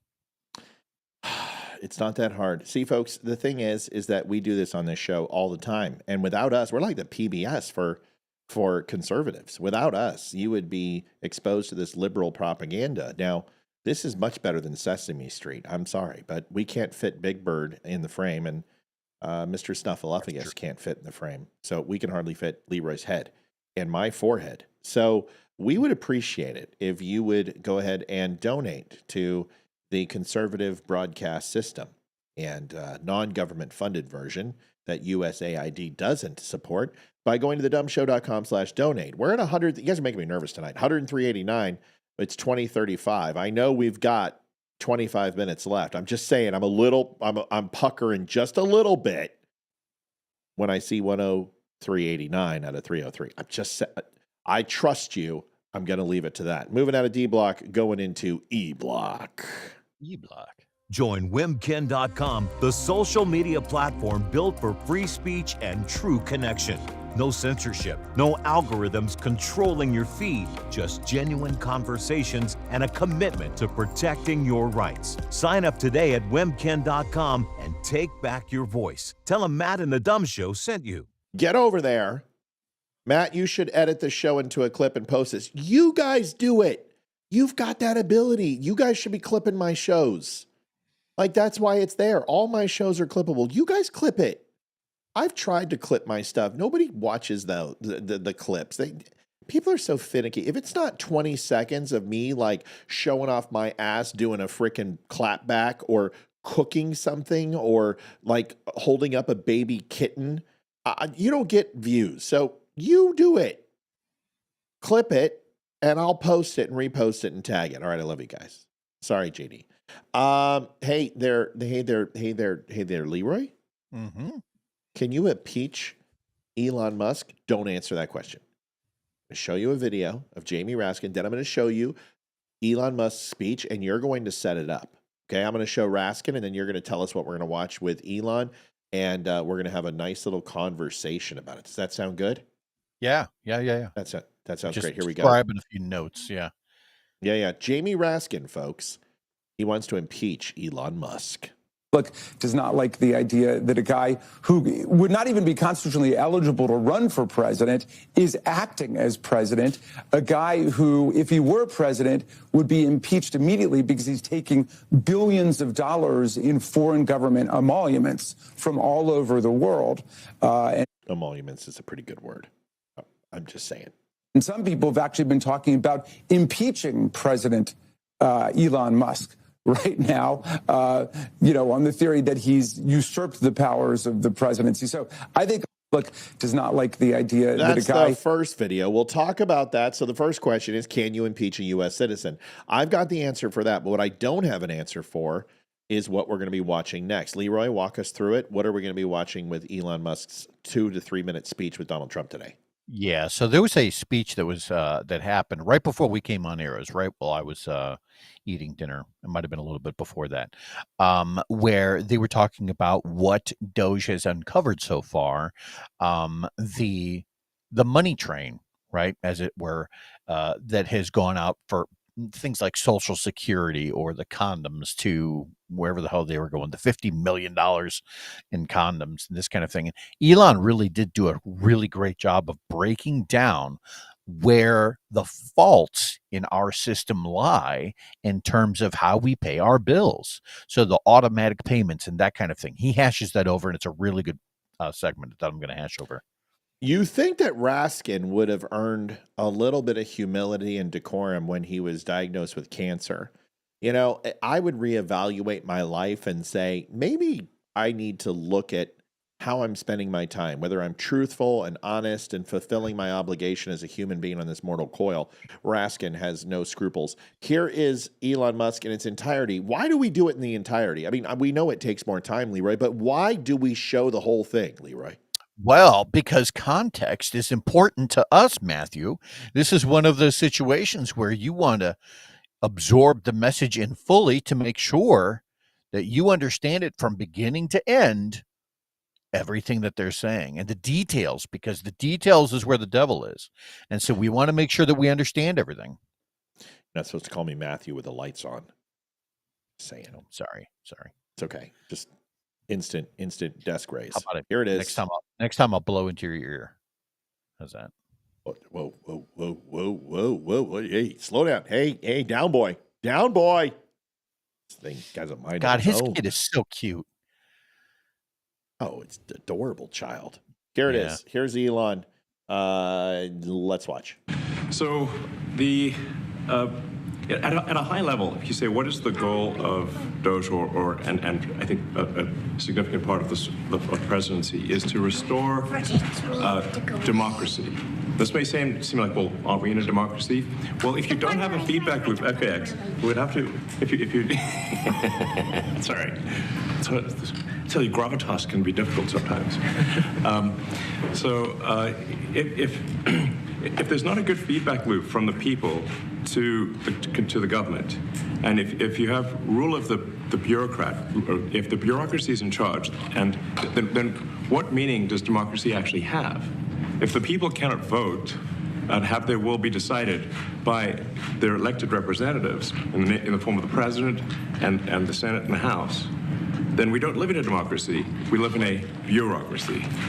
So it's incredibly important that we close that feedback loop, we fix that feedback loop, and that the public's elected representatives, the president, the House, and the Senate, decide what happens, as opposed to a large unelected bureaucracy. This is not to say that there are good people who are in the federal bureaucracy, but you can't have an autonomous federal bureaucracy. You have to have one that is responsive to the people. That's the whole point of a democracy. Yes, Paul. Thank you, they Paul. They always come through. Dummies always come through. And if you looked at this, if you looked at the founders today and said, what do you think of the way things have turned out? Well, we have this unelected, fourth unconstitutional branch of government, which is the bureaucracy, which has, in a lot of ways, currently more power than any elected representative. And this is not something that people want. And it does not match the will of the people. So it's just something we've got to fix. And we've also got to address the deficit. So we've got a $2 trillion deficit. And if we don't do something about this deficit, the country's going bankrupt. I mean, it's really astounding that the interest payments alone on the national debt exceed the Defense Department budget, which is shocking because we spend a lot of money on defense. But if that just keeps going, we're essentially going to bankrupt the country. So what I really want to say is, like, it's not optional for us to reduce the federal expenses. It's essential. It's essential for America to remain solvent as a country, and it's essential for America to have the resources necessary to provide things to its citizens and not simply be servicing vast amounts of debt. Go get him, Leroy. I know it's music to our ears in a lot of ways, but go get them. Oh boy, do I! And man, I tell you what, when I write notes, it wasn't that long ago. Excuse me. It wasn't that long ago. It might have been earlier today, where Elon had reposted a Jon Stewart interview where he was talking to some government representative on stage about fiscal accountability. And he was really digging into her at the time, Jon Stewart was, basically making the claim that, hey, if you've got these billions and billions of dollars that are unaccounted for, I think that the people should not only be aware of it, but I mean, we have the right to ask, where'd it go? That's important. And so, that opens the door to a lot of conversations that we can have. And I was thinking about this as I was walking down here to do the show. When Trump was running, when Harris was running, we often talk about what it means to be a conservative, or what it means to be a progressive, or a Republican, or a Democrat, what it means to be left or right. A lot of times we hear from the left that at some point in our past, our parties had somehow changed platforms. So we'd switched sides. This was back in the early 60s with Strom Thurmond, right? So I would ask all of us to re-ask the question right now. Is Trump the Reform Party? Is that what we're looking at? Have the parties switched again? Who is the status quo party? Who is the party that wants things to stay the way they are? Are the Democrats now the party that the conservatives were not that long ago, where we just wanted things to remain as they were, right? So, because if Trump really is the Reform Party, then really can we take back the title of what it means to be progressive? And then something else that had kind of jumped out at me is that in the last several years, several points have been made from many politicians that Social Security and Medicare and Medicaid were all on the chopping block. The threat was that if Trump got into office, that somehow Social Security was going to end, Medicare would be cut, and that would put all of our senior citizens, all of our elderly at level of risk. By saving all of this money, $67 billion, is that what I've gotten so far? $67 billion from Doge has been saved so far. Does that argument still hold water? Is this a case where, hey, we are we've talked about that on the show, like not that long ago. I had actually asked that question: at what level do we see as the United States, our deficit as a national security issue? Thank you, Frank. Gotta Come read on, his people. comment. Let's pick you up. Let's pick it up. Love y'all.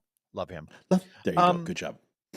So we have to ask, at what point is our deficit becoming a national security issue?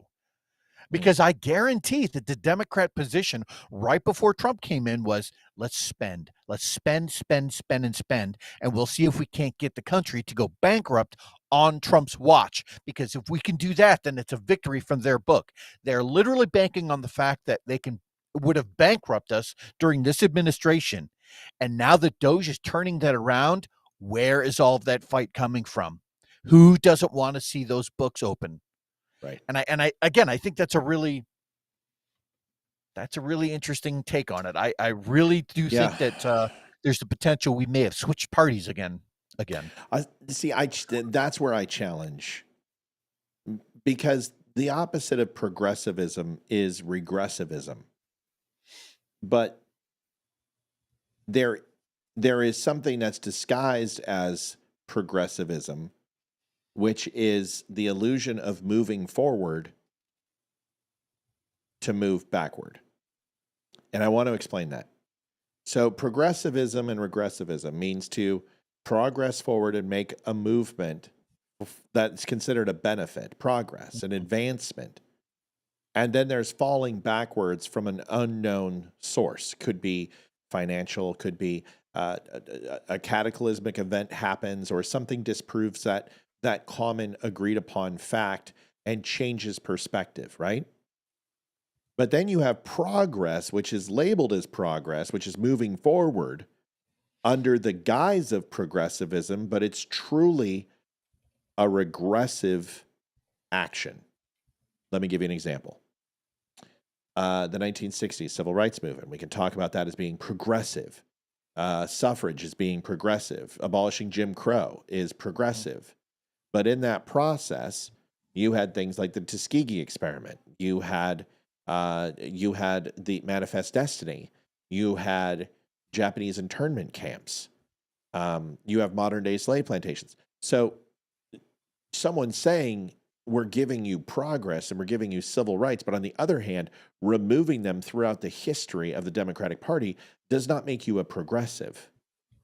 It makes you a person who is pretending to be progressive, but really regressing society back to the way it used to be. And this is why Democrats are not progressives. Now, are Republicans the new progressive party? And the answer is no. And the reason I would say no is conservatives moved away from their core principles, which would design us as progressing to where we want to be: limited government, states' rights, individualism versus collectivism, non-globalism versus populism versus nationalism. Mm-hmm. These are the principles of conservatism, but the conservatives that you mentioned after Reagan moved into a neoconservative movement, moved into a uniparty movement, the Republicans in name only movement, which is antithetical to conservatism, and worked in conjunction with the regressiveness of the Democrat Party. This is us simply going back to the status quo of what conservatives truly are: the fiscal responsible party. The party about holding government accountable, that's responsible for the people, giving the powers back to the state when it comes to Roe v. Wade, when it comes to decision on health care, when it comes to legalizing marijuana, all of these things, and also, most importantly, the party of law and order and respecting the rule of law. And this is probably what we're going to see next most with Pam Bondi and with the Department of Justice, is finding where the corruption is and then holding them personally accountable. In my opinion, I think conservatives today under Donald Trump are back to the grand old party of yesterday and have abandoned the progressivism of the left. That's my opinion. And that's fair.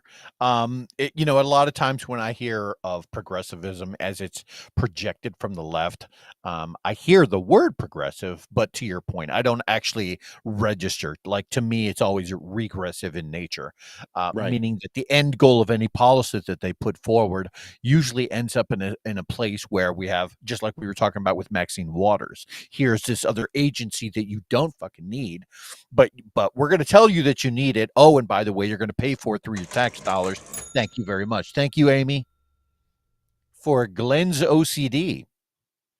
Yes, which we put in Must have been small a amounts rounding to error. we round out the numbers here. It's a clerical error. Here is all love the conversation, love the dialogue, love where it's going. A constitutional crisis. I explained to you why this wasn't a constitutional crisis. And going into the E block, we will dive into it a little bit more right after this. The Dumb Store is veteran-owned with a 5-star diamond rating for service and satisfaction. We offer quality products like coffee, shirts, hoodies, and hats, all made by veterans. Shop with confidence, backed by hundreds of 5-star reviews. Use code DUMB10 to save 10%. Visit thedumbshow.com today. Thank you for your support. Eileen says, I don't get the donation stuff. I can't do it here. I have to leave. I have no idea if it goes through. Eileen, it's really simple. If you go to PayPal or Venmo, you sign in, have an account, and you can do a donation from there. We will tell you if it goes through. If you need help, all you got to do is ask, and Olivia can help as well. Please let me know if that assists or not. Olivia, if you would not mind, please help out Eileen. I went through last night to the Constitution, 373 people on, by the way. That's not including Wimkin and Rumble, where we have another probably 200 plus together. So once again, a huge night for us. It's a big win. Yeah, big win. It's been a big win all week, and it's great to see. Here's what we're going to do. We're going to go into this constitutional crisis. Last night, if you want to watch the first part, hey, go up to mommy's chair. Get out of my glass. If you want to go up to last night's show, you can see a really good broadcast. Hold on a second. I love that you had to mute that out for fear of blowing everyone's eardrums out. Yeah, did you couldn't hear that though, could you? No, you're clear. Okay. Could you get a hold of Eileen? She's getting frustrated that she... Oh, it came through. Okay, great. Thank you. Hey, just let me know. Okay, Eileen, we're good. Olivia got it. She's eating and stuffing her face and not giving any to me. So we're going to fix that in just a second. But we talked about the constitutional crisis. I went through the Constitution. It was a really good opening segment. Olivia and I, in my opinion, it was Olivia and I's best show we've ever done together. She really is starting to understand this shit, grasping it, and using historical reference to go ahead and bring up some really good points when she smells the old BS detector. But go watch last night's show, and we really dive into the constitutional crisis. But Scott Jennings does a great job. Why I explained the political lawfare from these judges is not genuine. And if you're going to claim a constitutional crisis, the judges in the people in the executive branch, and the legislative branch, and the judicial branch, the judicial branch is not supposed to act from a political standpoint because their power has the right to irrevocably change. Eileen Fanati. Thank you, Eileen. Thanks for the support. I'm not alone in my views. Eileen Helsley Fanati. Thank you so much, Eileen. Thank you, Eileen.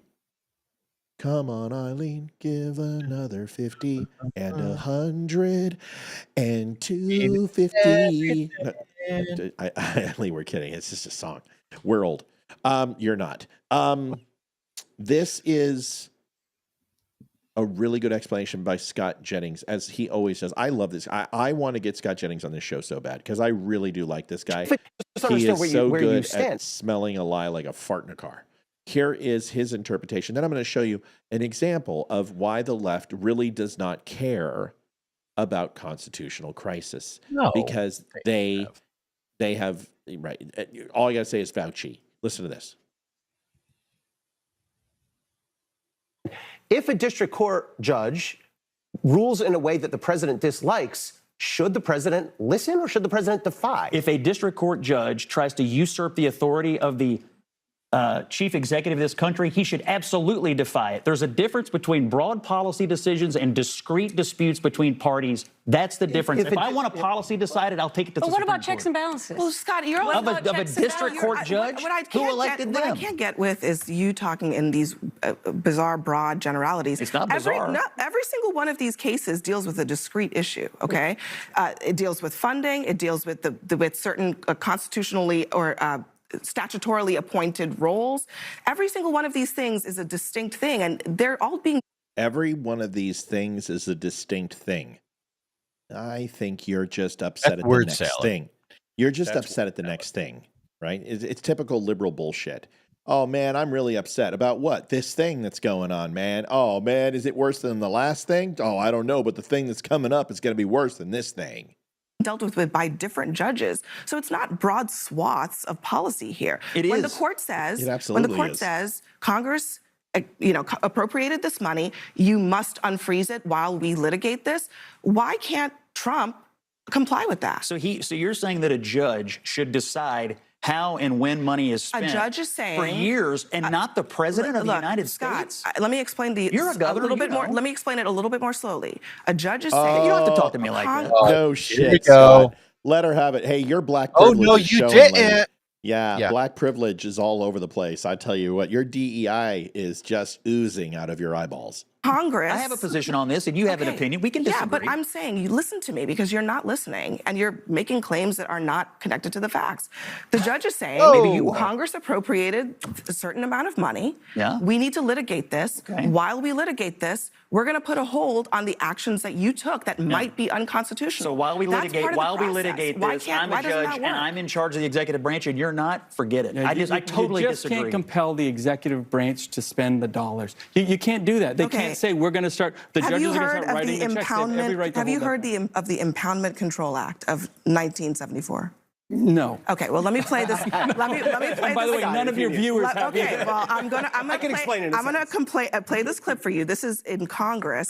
Russ Vought, who is the architect of a lot of this, was being questioned in Congress about the Impoundment Control Act, which actually says that the executive branch should spend the money how Congress appropriated it. Here's what he said is going on right now in the federal government. Do you believe the Impoundment Control Act of 1974 is the law of the land that you must follow? It is the law of the land. As you know, the president has run on that issue. He believes it's unconstitutional. For 200 years, presidents had the ability to spend less than an appropriation if they could do it for less. And we have seen the extent to which this law has contributed to waste, fraud, and abuse. So, Ellie, this is the law of the land. They might be wanting to challenge it, but it is the law. Right. The Impoundment Control Act says essentially the president cannot block money allocated by Congress. To the power of district court judges, and I understand your point, Scott. I understand the frustration people have when a district court judge blocks a broad mandate from the chief executive, the elected chief executive. Ultimately, the big issues go up to the Supreme Court. But I guess I would ask both of you, what if a district court judge had blocked Barack Obama's DACA plan, the Dreamers plan, right? And he said, heck with you, I'm doing it anyway. Would you be? I am going to address this because I had to write a little bit, and then I want Leroy to address it. Here is my response, and I wish I was there. I always love it when people go, "Do you know what the 1893 case law was?" You know what? Don't ever fucking ask me that question. Don't ever. If you want to get me and stump me, don't ask me that question. That is something you're going to pay dearly for. Because the first thing that I do is I go ahead and I read case law. Because when you're a true conservative and a libertarian and a constitutionalist, and you put all that together, you're going to have somebody who actually appreciates it. Here it is. Trump has 45 days for the House to act on each rescission of funds, and he has till the end of the year on fund deferrals for the House to make them permanent. He can move forward as he has. And now the ball is in the House's court. So when they're talking about the Impoundment Control Act of 1974, it's a significant piece of U.S. legislation and case law. It was enacted by Title 10 of the Congressional Budget and Impoundment Control Act. Its primary purpose was to reassert Congress's power of the purse by limiting the president's ability to unilaterally withhold or impound or impeach funds that Congress had appropriated. Here are the key aspects of the law, putting in layman's terms, as I always try to do. Here's the background. The act was passed in response to President Richard Nixon's actions, who frequently impounded funds for programs he opposed, thereby challenging the separation of powers and Congress's budgetary authority. The provisions, it established procedures for the president to defer or rescind funding, requiring explicit congressional approval for rescissions, permanent cancellations of budget authority within a 45-day period. Deferrals, temporary withholding of funds, are allowed under specific conditions, but cannot extend beyond the end of the fiscal year without congressional action. Impoundment types, rescission is a proposal by the president to permanently cancel funds requiring congressional approval to take effect.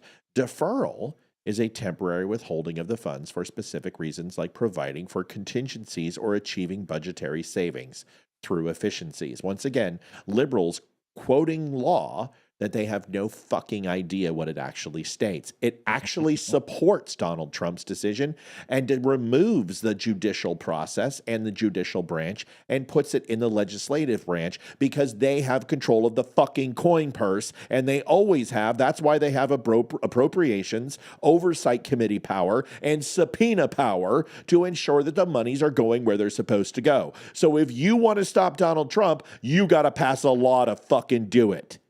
So I do know the law, you sanctimonious see you next Tuesday. Fuck. I hate that woman. Oh, by the way, Glenn Clark gave $7.68 for Amy B's pickle jar. Thank you, Glenn. Leroy, your turn. In January 26, 1788, the father of our Constitution, James Madison, and he references the story in Federalist number 45. Listen. The powers delegated by the proposed Constitution to the federal government are few and defined. Those which are to remain with the state governments are numerous and indefinite. The former will be exercised principally to external objects, as in war, peace, negotiations, foreign commerce, blah, blah, blah, blah. Now, why do I mention that? Because there's a story that's attached to it. I have a quote here from James Madison about acknowledging like what the money, the responsibility of the money is as proposed by Congress. Okay. James Madison is acknowledged to be the father of the Constitution, so we ought to know what's in it. In 1794, Congress had appropriated $15,000 to help some French refugees, and James Madison stood on the floor of the House, irate, and said, and I'm quoting here, "I cannot undertake to lay my finger on that article of the Constitution which granted a right to Congress of expending on the objects of benevolence of the money of their constituents."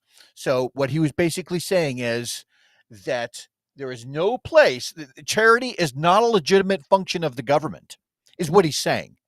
And that we needed to be more fiscally responsible. And this is the guy that wrote the Constitution. So if you're really talking about, if you really want to start talking about the powers of the Constitution and laws and things of that nature, I think we can kind of go back to the beginning here. I think I'm talking to them. I didn't know. I'm looking at your I'm always talking to them when I have a bubble up. I think we can go back to the guy that wrote the Constitution and get a vibe for what he was really intending for, right? And if charity is not a legitimate function of the government, then what are the Democrats fighting against? Please continue. And to put a giant fucking bow on this that says Democrat, eat this giant shit sandwich. This is Evelyn, who died into my point perfectly. She says, does president have to present a budget to Congress? If true, why? Because the purse string belongs to the House. That is so fantastic. Let me explain it to you why. The reason why is called the 1921 Budget and Control Act. 1921, they passed a law that said that the President of the United States had to go ahead and declare a budget. But it's not a law-binding budget, and it does nothing from a sense of accountability. What it does is it is a negotiating piece for the House to start appropriations on the administration for an expectation of what the current budget is versus the POY previous year budget, which precluded the president or his administration in his first, second, third, or fourth year. So what you wanted to do was to see what the president anticipated. It's like sending your tax accountant your pre-records in December versus sending them in March with the finals, because he's getting an idea, or she's getting an idea of what your futures will look like. This is why the president produces a budget, and it is law in 1921 with the Budget and Control Act. However, that ties into exactly what he just talked about with Madison, and it also ties into this. The reason why he has to submit it to the House is because they control the, Leroy? Purse strings. That's it. Those purse strings that he mentioned under Madison was declared, and in 1921 was ratified as law that the President of the United States must submit to Congress a budget. So for them to go ahead and have federal jurisdiction and a circuit court fucking judge to say it's unconstitutional is pre-jumping the authority of Congress. This goes back to Congress, and SCOTUS will strike all of these down as an overreach of authority by the circuit and the federal courts. It'll kick it back to the House, just like they did with Roe v. Wade, just like they did with the Obamacare mandate, just like they did with student loan forgiveness. They will kick it back to the Senate and the Congress, as they should. So fucking bring it on. He should spend the money any way he wants, because we already have precedent guaranteeing this happening. 3 of the major pieces of legislation from SCOTUS that have happened in the last 3 administrations demonstrates this. So he doesn't need to wait for anybody, because his lawyers and the White House counsel have already told him, move forward, because this is just going to be kicked back anyway. It'd be really interesting. It was probably 3 years ago. Larry Elder was gunning to get Adam Newsom out in California. And one of the items that he was really pressing on was if he could get his ear, if he could get the ear of the president, he wanted to propose an amendment or a law or something to tie our debt to our government tax revenue, so that it would never exceed what we spend. And I wonder if in the next, it's just the beginning of the term, right? It's just the beginning of the administration. I wonder if that's going to be on Trump's radar. If at some point, in order to save the future of the country, if somehow he will set spending to be a percentage of less than 100, a percentage of whatever the tax revenue is. I think that would be brilliant. I check my private messages, guys, but honestly, texting me is the best way to go. I have 2 cell phones for a reason. If you don't have my personal number and you've been a part of the show, you've donated to the show several times, I know you're a credible person. I will be happy to give you my cell phone. The Kevster donated, Ash needs to make an appearance. We can make that happen. We'll see about getting the dog. 377 people on, 100 in the pipe. Folks, go to wimkin.com. They are 9 million strong social media platform. All of my friends, all of my family, all of my most confidence when it comes to Jason and team is amazing. I absolutely love them over there. Please go do me a favor. I have a special message for my Wimkin listeners at the end of this. Leroy, don't let me forget. It's 9:09, folks. We are missing our goal by about $70.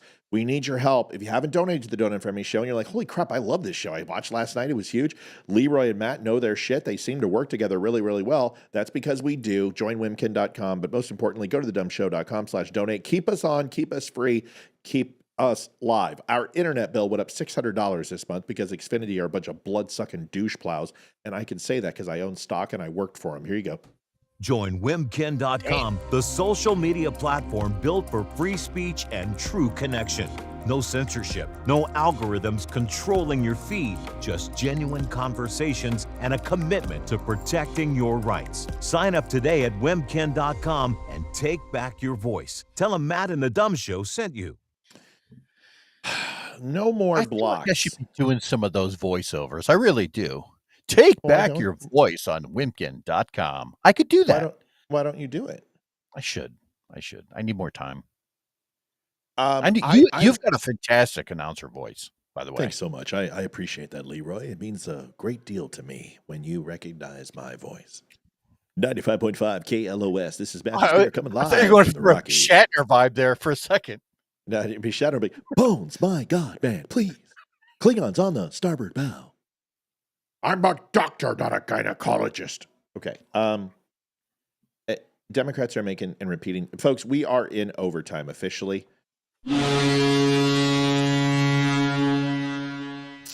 And we will be doing OT tonight, which means that we haven't hit our goal. So you get bonus. Basically, you don't give us enough, and we stay longer. How does that work? It's like slave labor.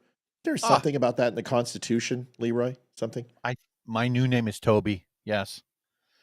Matt and Leroy, you're killing it tonight, a little more than usual. Do you want to know what it is? It's not that my hosts are better. My hosts have always been this good. It's that I've realized how the audience needs me to be.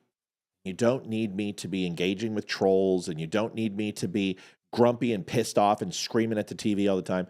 Is to have a conversation with three of the smartest people that I know, which is my wife, Amy, and Leroy, and the people who I absolutely love. Mama Judy says, gotta make gold. Judy. Thanks, Mama Judy. Crushing it. I love it. Getting closer. Thank you, Judy. So I think we have a very good mixture. We've been really hitting our stride since the new year. It feels good to have Trump in office. We got a little bit of swagger back. I think we're sky the limit. Sky is the limit. Here's the thing. Liberals are killing themselves for 2028. I'm just letting you know. And honestly, when your enemy is hanging themselves, the rule is give them more rope. And I am all about it. I'm all about it because I'm going to show you some previous clips. I'm going to show you Caitlin Collins, and I'm going to show you the mistakes that they made in 2018 to 2020. Go ahead. What? I was just going to say, before you do that, if I was going to just make two quick points on something that we had touched on in the past, specifically with regard to how this administration is rolling out so far. I was watching, because this is what I do, folks. This is during the day. I listen to podcasts. I listen to both the left and the right. And a very, very smart man, a Thomas Sowell protege, a guy named Victor Davis Hanson, was talking about his impressions of the Trump campaign so far. And one of the things, and it didn't dawn on me until he actually said it. He goes, one of the most brilliant things that I could see going on right now is the speed at which everything is happening. It's happening so fast, and there's a definite strategy to it. Everything is happening so fast that it's leaving the left very little time to react to everything. Yes. And so what that's done is it's opened this door for far more policy to not only get through, but to become effective. And the speed at which everything is being rolled out is the key to that. And one of the things that he said, and it was really funny, one of the things that he said is, do not let your foot off the gas. Now is the time to accelerate. Thank you so much, Amy. You, Leroy, always great to see you. Rachel agrees. Said, fuck you, Leroy. It was a fuck you, Leroy. Because that's the adage, folks. You tell Leroy to F off, and it's his way of saying that. He was upset. One night people were telling me to F off, and he's like, nobody ever tells me to F off. And now, ever since 3 years later, everyone tells him to F off. So, what else? Did we miss anything else? And the other thing was, there was another one that I was watching, and I didn't realize this until after the fact. There was an interview that happened, and I will let everyone look it up afterward, but it was with a Dr. Simone Gold. Dr. Simone Gold was one of the people who was arrested on January the 6th. During the interview, she let the cat out of the bag and let everyone know exactly what everyone was being charged with. And I thought this was interesting. Under Title 18 U.S. Code 1512, this is what the majority of the people for January the 6th were charged with. It wasn't just trespassing. It wasn't insurrection. Nothing of that nature.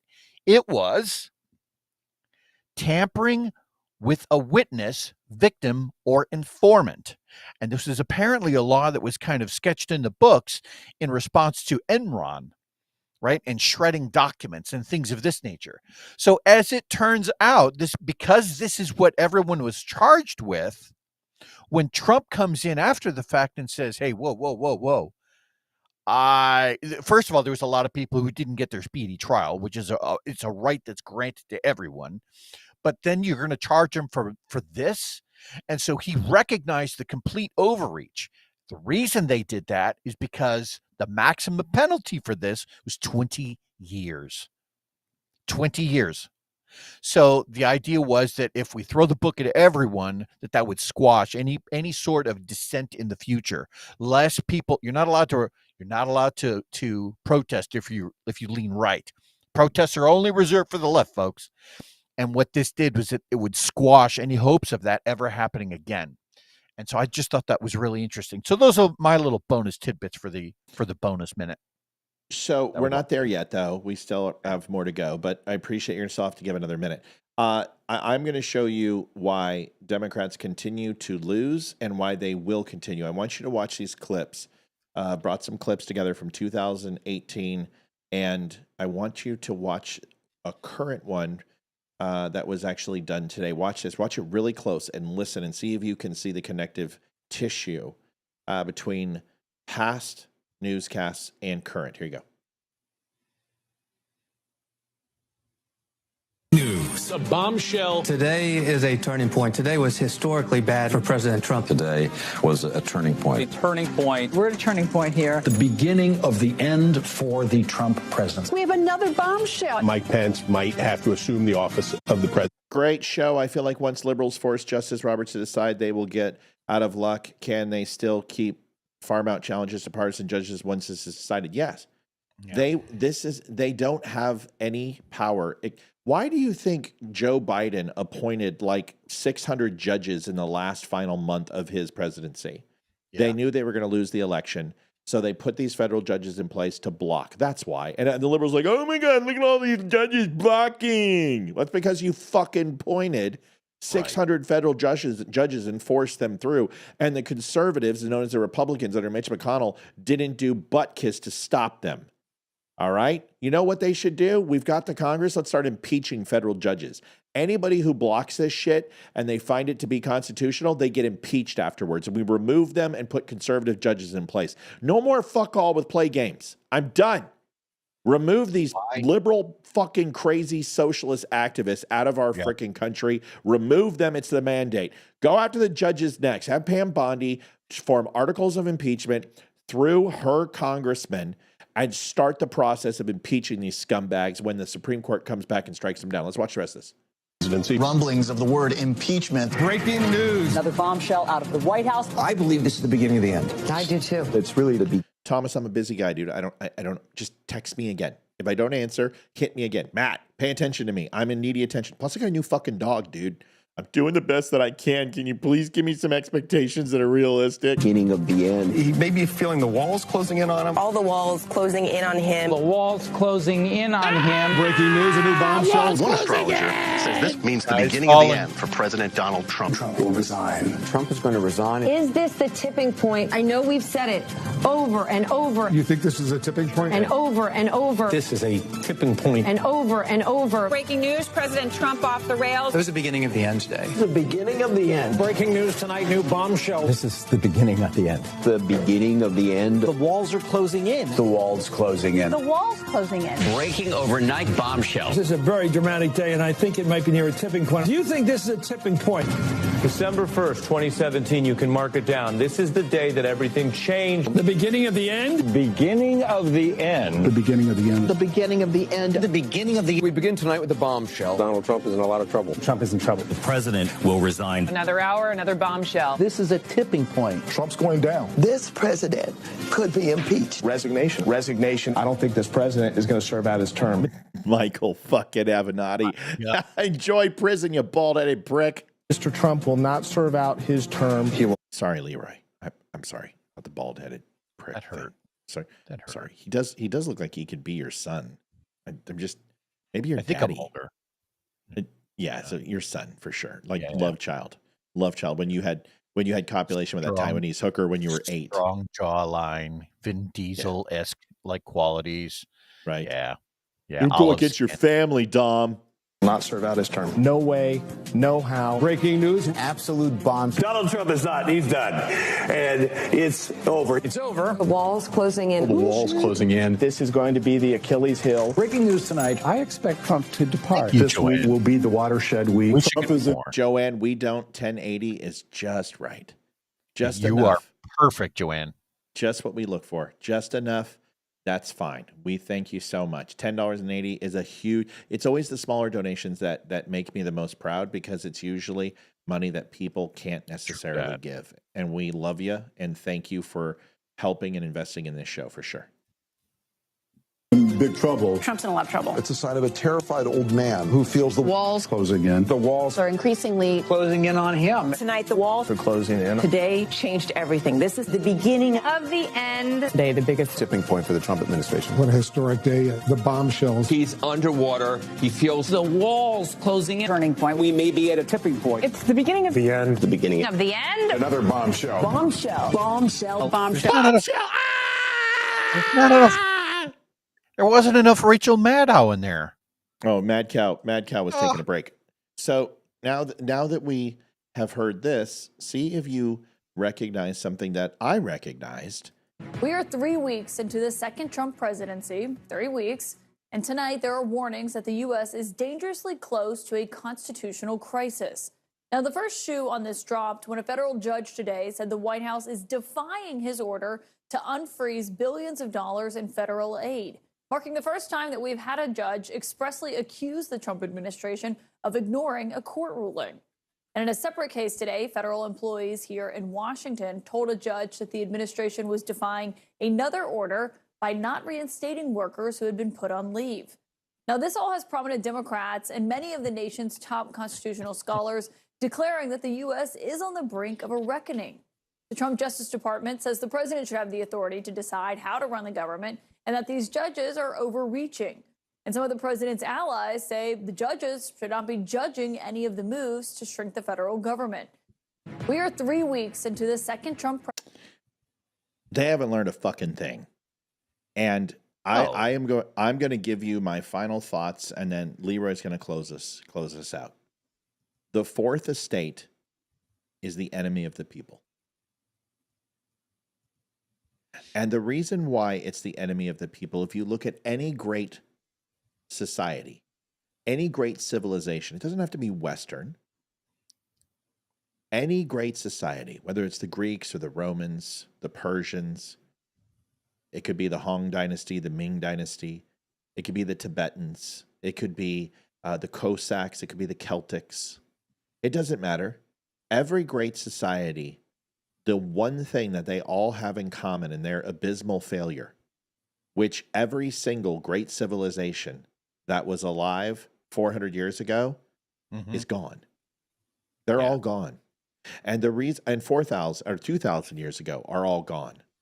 And 3,000 to 3,500 years ago are all gone. And the reason why is every one of them failed because they lost connective reality with the people. And they either tried to tax them in prosperity, oppress them into a so-called liberty.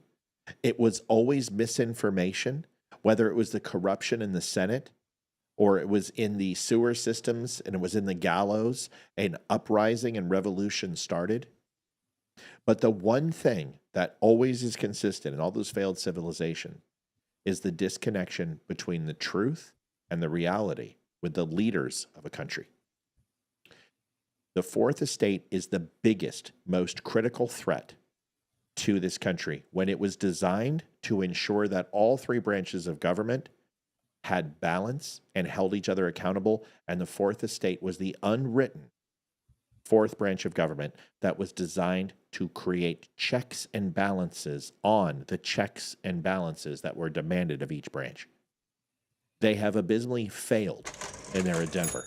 Thank you, Glenn, for Leroy's OCD. Thank you, sir. Aww. And these are the problems that I have with the media, is because they're dead. I will stand by the 4 years on this show, and I'm really wondering why the fuck we don't have a Pulitzer on our coverage in Baltimore, our coverage on Israel, our coverage on Ukraine. our coverage on the elections, why we don't have a Peabody, why we don't have a Pulitzer, why we don't have an Emmy. Because I'm sorry, we covered things better than any media source that I'm aware of. We have been right so many times that we don't even count how many times, because we know we can count how many times we've been wrong on 3 fingers. Legacy media is dead because they have lost the ability for logical deduction and critical thinking skills through common sense. They have all the information that we do. They have all the tarot cards. They have all the prognosticators. They have Nostradamus recreated through a DNA sample as a robotic AI system to go ahead and predict the future. But the one thing they are lacking is the human element of unequivocal truth. And when you try to focus everything through truth and take away emotions, Bobby fucking Richardson's, we love you. For Leroy's poll, 7774. She wants to see you on a poll, Leroy. So that's all I'm going to say, is that I don't buy into this. I don't believe them. And the thing is, nobody else does. The left absolutely hates Fox, and we hate CNN. But the truth is, they also hate CNN, and we also hate Fox. True. That is the one thing that we have, the common denominator that stops the governments from oppressing its citizens, is finding a common thread in the people that they can both pull on to dismantle and fray the web of lies that they have sown. Maybe that's the one thing that we rely on, is the truth and our mutual disdain for the fourth estate, so we can finally fix the other 3 branches of government. Leroy, it's all up to you. You know, as we kind of reflect on the last 5, 6, 8 years worth of mainstream media, and we can see this evolution kind of pushing forward on less and less reliance on mainstream media and more on podcasts like this one, right? Like the Daily Wire, or who's that other, Steven Crowder, or Sean Ryan, or Joe Rogan, right?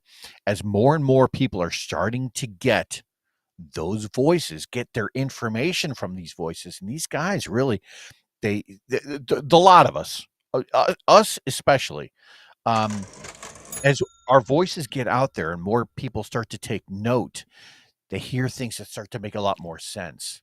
And the one thing, Paul Rivera donated $34.49, not going to let it happen. Not going to do it. Not going to do it. Not read my lips. Not going to do it. The one thing that seems to be the most common thread is this healthy skepticism in trust of the government. Right. And if that healthy skepticism, if that's the one thing that we can just keep going with, right? That's the whole foundation of the Constitution, folks. That was the entire reason for a Bill of Rights. That was the entire reason for the separation of powers. So long as that remains intact, right, then the health of this country will. Thank you so much, Catherine Sidman. Cat's Moo Money.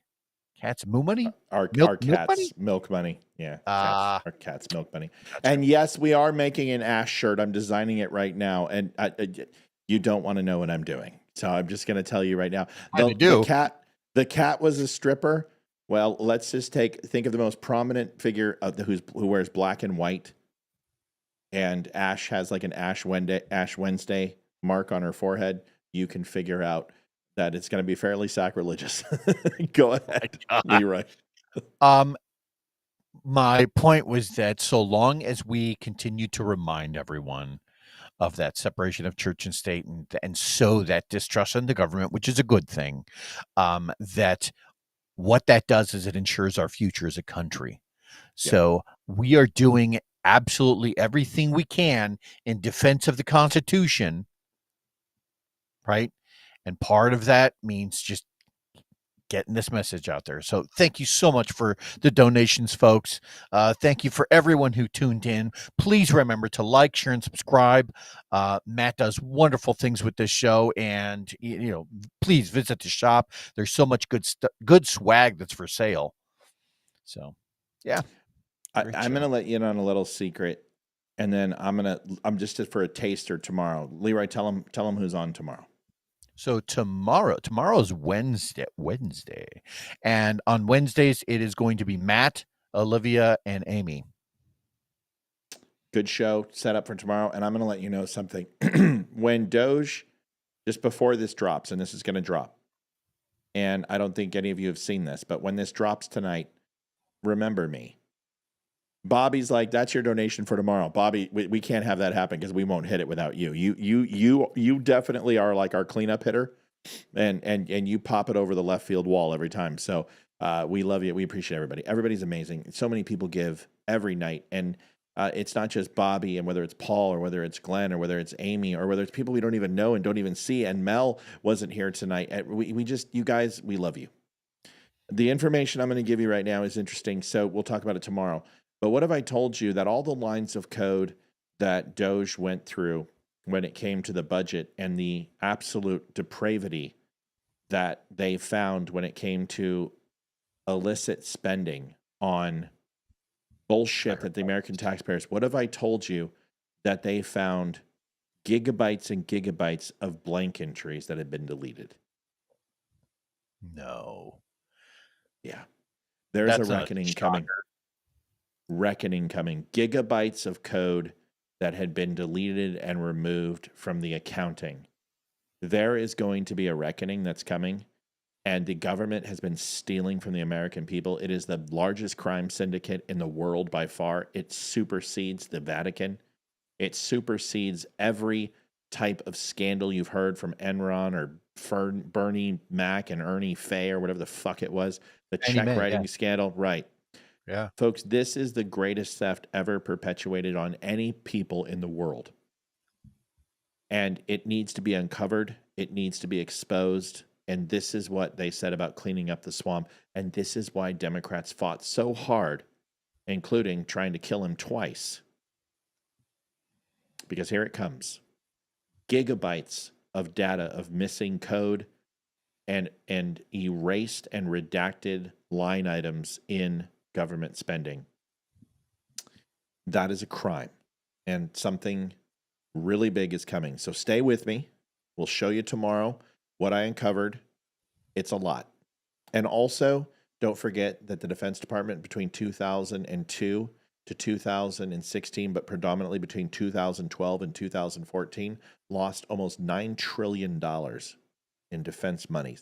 Let me say that again. That's $9 trillion with a T. Leroy and I talked about this a few months ago. Folks, there's a reckoning coming. And when they dive into the Pentagon, they're going to find some things too. This is, just stay tuned. It's going to be a great year for the Donut and Friendly Show. We're going to cover it with you too. God bless. Thanks for watching. Leroy, thanks for being here tonight. I had a great time, buddy. Yeah, man. This is a great time. Thank you so much for everyone who was listening. Matt, it's always a pleasure to be here. Yeah, this is a good show. All right, guys, we'll see you tomorrow at 7 o'clock. Olivia and I thank you for the donations. Thanks for taking care of us. God bless. Please like, share, and subscribe. If you didn't like this show, it's a travesty. Just hit like on your way out, whether you're on Twitter. Twitter, people, my love of God, Twitter. Rumble.